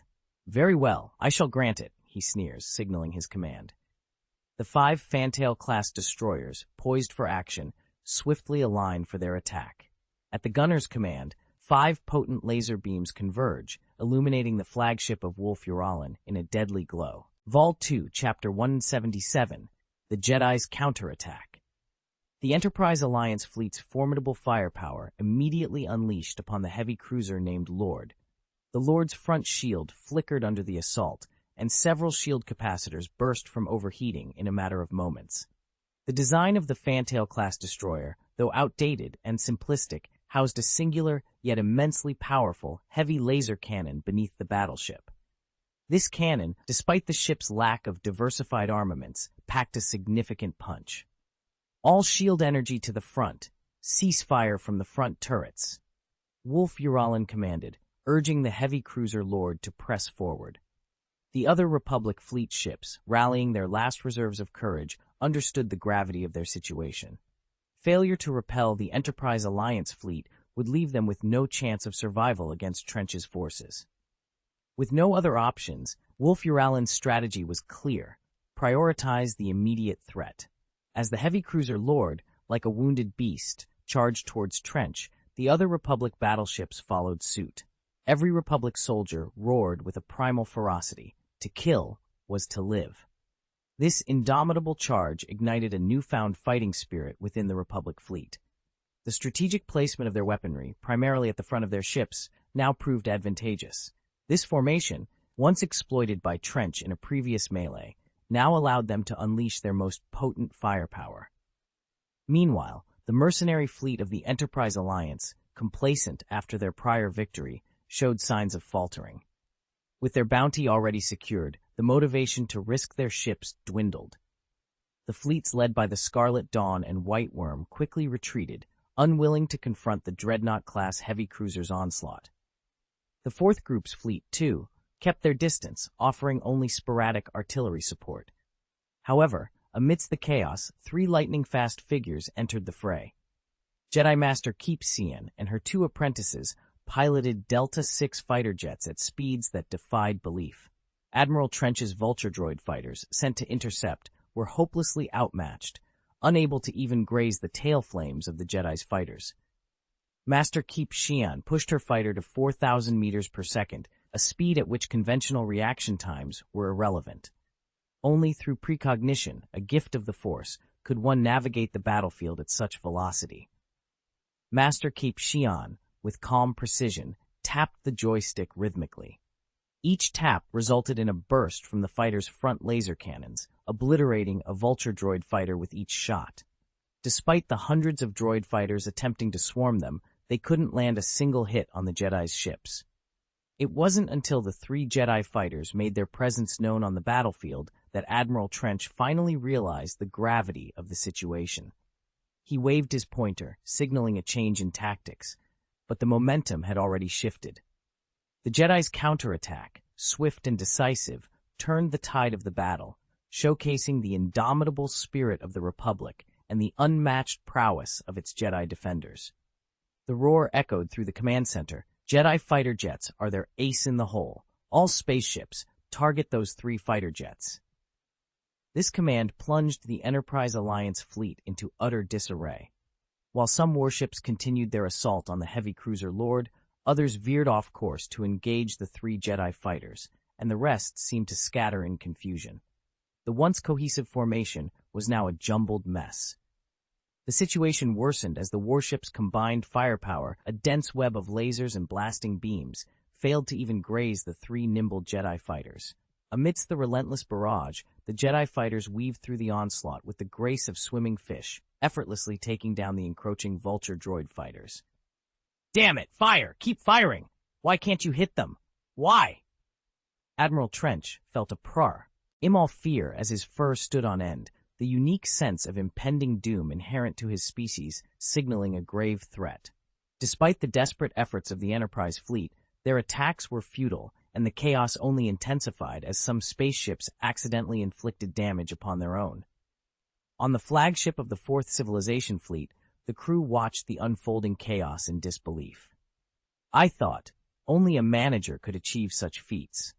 No, this is even more formidable." Helmut Zemo whispered to himself, a sinister smirk creeping across his face as he observed the holographic display. "Is this the true power of a Jedi Knight?" Ni Yongxiao pondered aloud, the light reflecting off his glasses betraying his astonishment. "They surpass the limits of ordinary beings so vastly, I can scarcely envision any means to counter them. Even deploying ghost fighter jets would be akin to sending lambs to the slaughter against these Jedi-driven fighters," Igor Zavalov added, his voice heavy with realization. Tang Xiao, witnessing the Jedi fighters' dominance over the battlefield, felt a fire ignite within him. The power of the light side of the Force, which he found repulsive, seemed even more potent now. The Jedi Knights piloting the fighters were clearly unleashing their full potential, enveloping the battlefield in the detestable aura of the light side, a sensation only Tang Xiao could perceive. This overwhelming presence of the light side made him exceedingly uncomfortable, yet he saw it as a trial to overcome, understanding that mastering the art of concealment was paramount for a Sith. With considerable effort, Tang Xiao managed to quell the turmoil within him once more. Turning to Baron Zemo, he instructed, "Inform the medical bay to prepare the Bacta tank. It seems Admiral Trench will soon be in dire need." Amidst the battle, Keep Xian, piloting one of the Jedi fighters, sensed an anomaly. A frown crossed his face as he detected a faint whisper of the dark side behind the Enterprise Alliance fleet. The power of the dark side, or is it merely an illusion? He wondered, his senses alert to the unseen threat lurking in the shadows. Vol 2, Chapter 178, Defeat Like a Mountain. Star Wars, The Fourth Scourge. Despite the fleeting, vague feeling that disturbed her, Capshee's resolve only strengthened. Before their departure, Master Yoda had warned her of the potential influence of the dark side behind these events. Her gaze locked onto Admiral Trench's flagship, her jaw set with determination. With a sharp push of the joystick, she surged forward. Pressing the button, the laser cannon of her Delta 6 fighter unleashed beams of light, striking the shield of Trench's flagship and causing it to ripple. Yet the firepower of the 3 Jedi fighters was insufficient to significantly impact the formidable Fantail-class destroyer. On the bridge of the Dreadnought-class heavy cruiser HMS Lord, Captain Wolf Uralin issued a bold command amidst the chaos. "Lower the deflector shield, full fire on Trench's flagship. His decision was driven by the disarray within the Enterprise Alliance's fleet, exacerbated by the harassment from the 3 Jedi fighters and the imposing presence of the heavy cruiser Lord. This had led to disorganization among the enemy ships, with Admiral Trench issuing ineffective orders that further compounded their troubles. However, lowering the deflector shield in the midst of such chaos was tantamount to suicide. Yet, Wolf Uralin was prepared to take that risk. Under his command, the HMS Lord pivoted, unleashing the full might of its main and secondary guns upon Trench's flagship. The relentless barrage from over a dozen turrets battered the enemy ship without pause. Meanwhile, the Lord, now vulnerable without its shield, sustained heavy damage from the return fire of the Enterprise Alliance spaceships. Smoke billowed from its battered hull, and alarms blared warnings of fires and system failures. A violent explosion rocked the ship, sending Wolf Uralin and his crew to their knees. "What's happening? Report the damage immediately," Wolf Uralin demanded. "The ammunition compartment of Turbo Laser Turret Number 8 has exploded. The surrounding compartments have lost all contact," came the grim report. At that moment, Capshi's voice crackled through the communication system. "Enough, Captain Yularen. Withdraw now. There's no need to sacrifice your lives needlessly." Wolf Uralin, rising from the ground and dusting off his hat before placing it back on his head, commanded, "Raise the shield! Let's fall back!" The Lord, now heavily damaged and trailing smoke and flames, began its retreat. Retreating was not a sign of defeat, but a strategic move that could potentially draw some of the Enterprise Alliance ships out of formation. Meanwhile, Trench's flagship had also suffered severe damage, its shield shattered and its hull aflame. On the bridge, Admiral Trench, still attempting to maintain control, ordered his crew to repair the damage. Suddenly, Tang Xiao's holographic projection flickered on the communicator, his image distorted by interference. "Admiral Trench, abandon the ship. The Jedi Knights are coming for you," he warned. "Impossible." Trench scoffed, his tone defiant. "I am the fleet commander. A true commander goes down with his ship, not abandons it." This chapter captures the intensity of a space battle, highlighting the bravery and strategic decisions of the characters involved. The narrative conveys the chaos and desperation of combat, as well as the determination of those fighting to protect their cause. "Get to the escape pod," Tang Xiao shouted urgently. "Damn you," he cursed, his voice rising in anger. "Anyone who can get Admiral Trench into an escape pod will receive 10,000 credit points from me immediately." "You're going to ruin my fleet, Tang Xiao," Trench bellowed in response. "Our fleet is already in ruins. Let the Enterprise Alliance pay for their actions. All forces retreat. The Fourth Group's fleet is our last hope." Tang Xiao commanded with fierce determination. After issuing his orders, he turned to Baron Helmut Zemo, giving him a nod. Zemo understood immediately, taking out his communicator to coordinate their next moves. Meanwhile, Igor Zavalov gave the signal, and the Fourth Group's fleet, which had been lying in wait, finally sprang into action. The remaining 30 Ghost Fighters launched, skillfully evading the 3 Jedi starfighters and aggressively targeting the heavy cruiser Lord. On another front, several mercenaries, tempted by the substantial bounty, had already overwhelmed Admiral Trench. Despite his valiant effort, fending off several attackers with his 6 arms, the sheer number of mercenaries proved too much. They seized him and hurried towards the escape pod. Under normal circumstances, such a tactic would have been futile. However, the unexpected and devastating assault led by the Jedi Knight had painted a grim picture of destruction, driving everyone to desperation.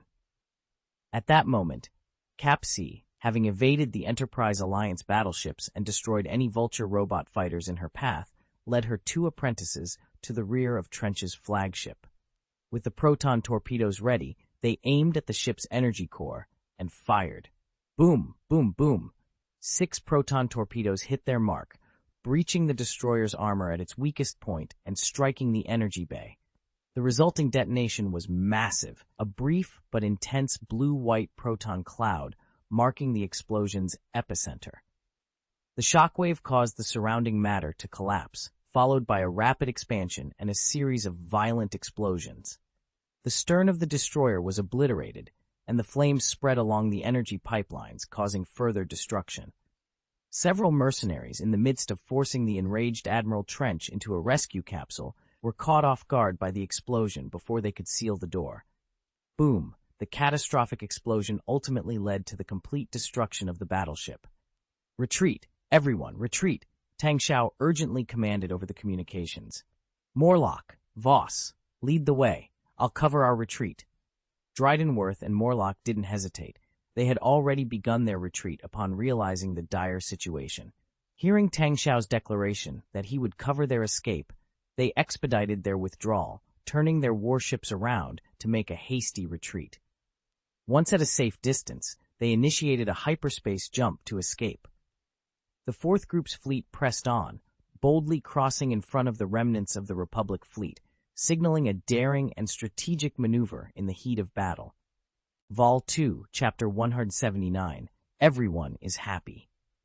The fleet of the fourth group adopted a resolute stance, with Tang Xiao urging the spacecraft of the Enterprise Alliance to retreat first. With Admiral Trench's flagship now destroyed, the mercenaries found themselves without leadership, suddenly lacking the backbone to continue the fight. Upon hearing that someone was willing to cover their retreat, they expressed their gratitude, retreating under the protection of the fourth group's fleet. Once they had gained some distance, they entered hyperspace to make their escape. Following the destruction of Trench's flagship, the Republic fleet's offensive had effectively come to a halt.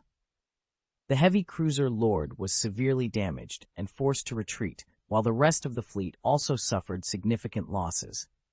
Confronted by the still intact fourth group fleet, they lost all will to continue the battle. Under Tang Xiao's direction, Igor led the fourth group fleet to advance briefly before switching to a defensive stance, ceasing their attacks. Cap Shi and her two apprentices, exhausted from the prolonged engagement, piloted their fighter jets close to the Lord, entering through the still smoldering hangar to take a moment to rest and resupply, even if only with the bare minimum. After the last of the Enterprise Alliance's spacecraft had departed, Tang Xiao gave Baron Zemo a nod. Baron Zemo activated the public communication channel, stepped in front of the communicator, and announced, "To the mercenary fleet of planet Malastar, this is the Enterprise Alliance's mercenary fleet speaking. We admit defeat and are willing to lift the blockade and leave the Malastar Fjord." "Bastard! This is the Republic fleet, not the Maratha planet mercenary fleet," Wolf Uralin retorted sharply, clutching his arm that had been injured in the recent explosion. "So, are you suggesting that the Republic's fleet disregarded the Galactic Council's resolution and deployed troops unauthorized to meddle in the commercial dispute between the Malastar Fuel Group and the Enterprise Alliance?" Baron Zemo countered eloquently, pointing out the disarray among the pirates of Secudia, who were too scattered to even flee. "Or are you implying that the Republic fleet responded to a distress signal from such a band of pirates?" Wolf Uralin, at a loss for words, could only sputter in frustration. "Enough. If you are withdrawing, then let this dispute come to an end here," Cap Shi interjected as she entered the bridge. With the Jedi Masters in agreement, Wolf Uralin had no further objections, shaking his head and stepping aside. "That is precisely my point," Baron Zemo said, his expression enigmatic. "Master Jedi." Cap Shi, feeling inexplicably uneasy, sensed a threat from this individual. "Before you leave, you must disclose your origins." "We're from the fourth group," Baron Zemo revealed. Following this, the Ghost Fighter returned to the spaceship, and the fleets of the fourth civilization turned around, entered hyperspace, and departed. "Fourth group?" Wolf Uralin frowned, intrigued. "I've recently heard of this new entity, but—" He began to search on the computer. "Registered on planet Jakku, what kind of place is that?" "It's undoubtedly another enterprise, shrouded in mystery and reeking of greed," Cap Shi remarked coldly. "I know Master Qui-Gon Jinn and his apprentice Obi-Wan Kenobi have investigated this enterprise before, but it appears they came up empty-handed. It seems a powerful force is behind them, concealing their true identity." Wolf Uralin sighed. "Thank you for your assistance this time, Master Cap. I will take responsibility for this defeat." "Follow your heart, Captain Ularin. Though you may have faced defeat, you are on the right path," Cap Chai reassured him gently. "Let failure fuel your growth, and remember, the Force will always be with you. You have my support." After entering hyperspace, Tang Xiao gazed at the lights flashing past the window, feeling a touch of boredom. Standing up, I made my way to the medical room. Inside, I found a Bacta tank, a highly advanced medical device from the Star Wars universe. Encased within a glass container, over 2 meters tall, was Admiral Trench. His body, riddled with pipelines, was submerged in the healing Bacta fluid. He had sustained multiple burns and fractures, and several robotic arms were busy at work, inserting fragments and clipping bones back into place. In a recent explosion, Admiral Trench had been ejected along with a rescue capsule that had failed to seal properly. He was later rescued by a spaceship dispatched by Tang Xiao. It must be noted that the resilience of the Harch species is remarkably strong. Despite such grave injuries, Trench clung to life. However, with Admiral Trench under anesthesia, Tang Xiao found no opportunity for conversation and thus returned to the bridge. This battle was strategically maneuvered to align with the current flow of events, aiming to secure benefits without significantly altering the established plot. Rescuing Admiral Trench not only promised a bounty, but also earned the gratitude of Dryden Voss and Morlock, while providing Tang Xiao's fleet with invaluable practical experience. The venture was undeniably profitable, yet the real challenge lay ahead. As the mottled light from outside vanished, the fleet emerged from hyperspace, arriving at a desolate planet. Baron Zemo retrieved his communicator and initiated the next phase of their plan. "Super Lotus, you may begin," he instructed. The Battle of Malethal Fjord culminated in the decisive defeat of the Enterprise Alliance fleet, much to the benefit of the mercenary fleet.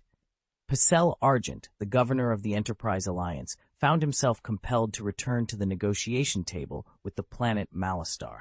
The blockade had instilled fear in the inhabitants of Malastar, making them acutely aware of their inability to stand against the Enterprise Alliance and doubting the reliability of the Republic's support.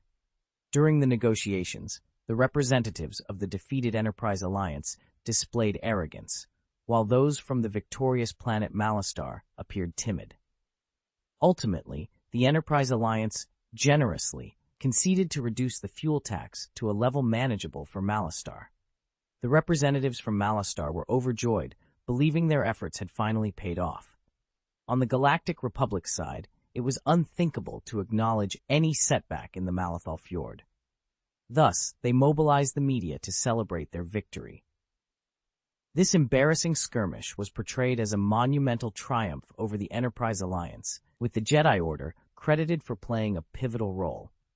It was the Jedi Knights who were hailed for sinking the flagship of the Enterprise Alliance fleet, securing a grand victory for the Republic. Meanwhile, the Enterprise Alliance, which had initially not anticipated any increase in the fuel tax, effectively pushing the planet Malastar to desperation, saw this as an opportunity not only to raise some taxes for additional revenue, but also to expose the Galactic Republic's facade of strength. Consequently, they paid the bounty generously, marking a happy ending for all parties involved. Vol 2, Chapter 180, just around the corner. In the midst of a buoyant atmosphere, the news of the Enterprise Alliance's mercenary fleet's defeat seemed to barely ripple the surface of public concern. It was widely reported that Admiral Trench, a renowned figure in the mercenary world, had fallen in battle. However, beneath the surface, another piece of news was brewing in the shadows.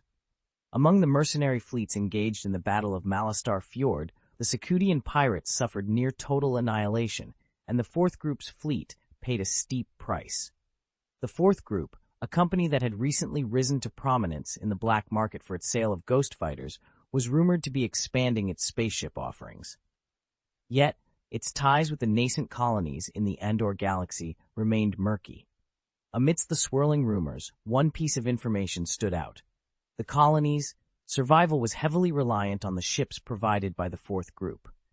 This made Dawn Planet, a world within the Andor galaxy, a notable client of the Fourth Group, a fact supported by the usually reliable Interstellar Banking Association.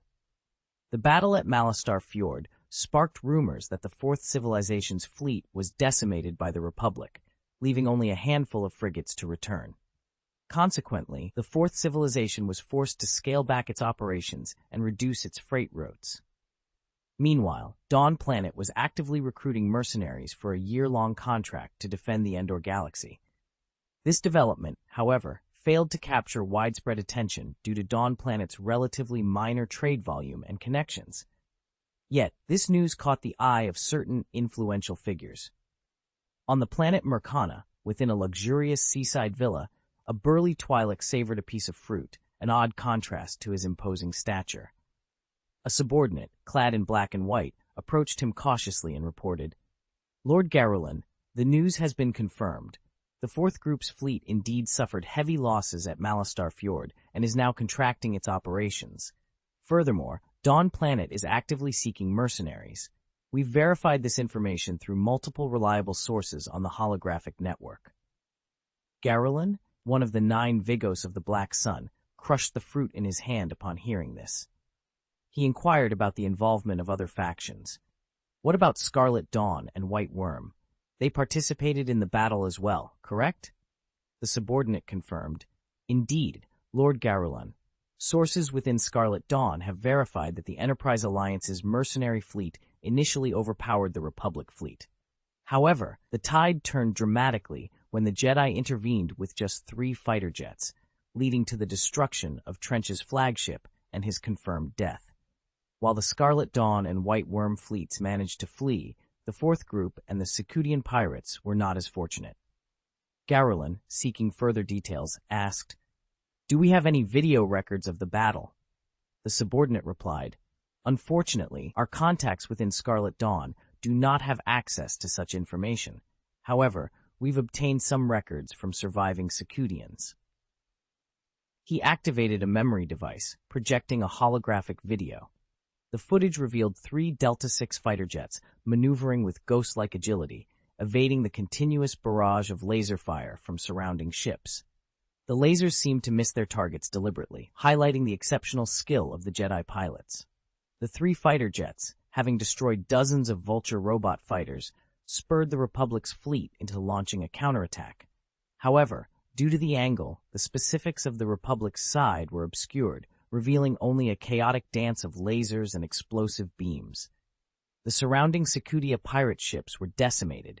Trench's flagship, caught in the crossfire, met its end when struck by proton torpedoes from the 3 jets, disintegrating into space debris. The destruction of Trench's flagship sowed seeds of chaos within the Enterprise Alliance's fleet. The fleets of White Worm and Scarlet Dawn, witnessing the fall of their leader, retreated in disarray, marking the abrupt end of the video. It was evident from the footage that the Enterprise Alliance's initial triumph quickly turned into a defeat. With Admiral Trench's demise, the fleet was thrown into disarray, scattering in panic. Garulan, after watching the video repeatedly, stroked his chin in contemplation. "Dawn Planet is seeking mercenaries, isn't it? Has anyone responded?" he inquired after a moment. "Indeed, several ships from Nasada have shown interest. Ultimately, Dawn Planet enlisted Red John's fleet," a subordinate reported with a sycophantic smile. "He commands 20 ships, mostly armed merchant vessels no longer than 50 meters, with the largest being a modified Oro-class cargo ship." "Red John. That name sounds familiar," Garulan mused. "Few dare to associate with Nasada, but his compliance is what matters." "My lord, we've conducted our investigation. Red John has a mistress in Nasada, and we've uncovered some of his business dealings there. Just say the word and—" the subordinate hinted with a malicious grin. Garulan scoffed. "Do you think I've forgotten the debacle in the Endo Galaxy? They believed they could dispatch a man named Tang Xiao with a destroyer formation to hunt me down? Ridiculous. This time, I'll demonstrate the true might of the Black Sun." "Absolutely, my lord. With your power, taking the Endor Galaxy will be effortless. Securing the super-large spaceship from Dawn Planet will be our crowning achievement." The subordinate laughed in agreement. Garulan let out a cold laugh. The previous fleets from the Endo Galaxy and the Fourth Group were too insignificant. Mere looting couldn't deliver a decisive blow. But now an opportunity has presented itself. They need to be reminded not to covet what isn't theirs. "Assemble my fleet. We're setting course for the Endor Galaxy," he declared with a sinister chuckle, "and inform Red John that any disobedience will result in his sale to the brothels of Nasada. Let's move to the hall." Rising from his seat, Garulan's imposing figure stood firm like a mountain, the two tentacles at his back twitching with anticipation. We marched to claim the flagship of our future.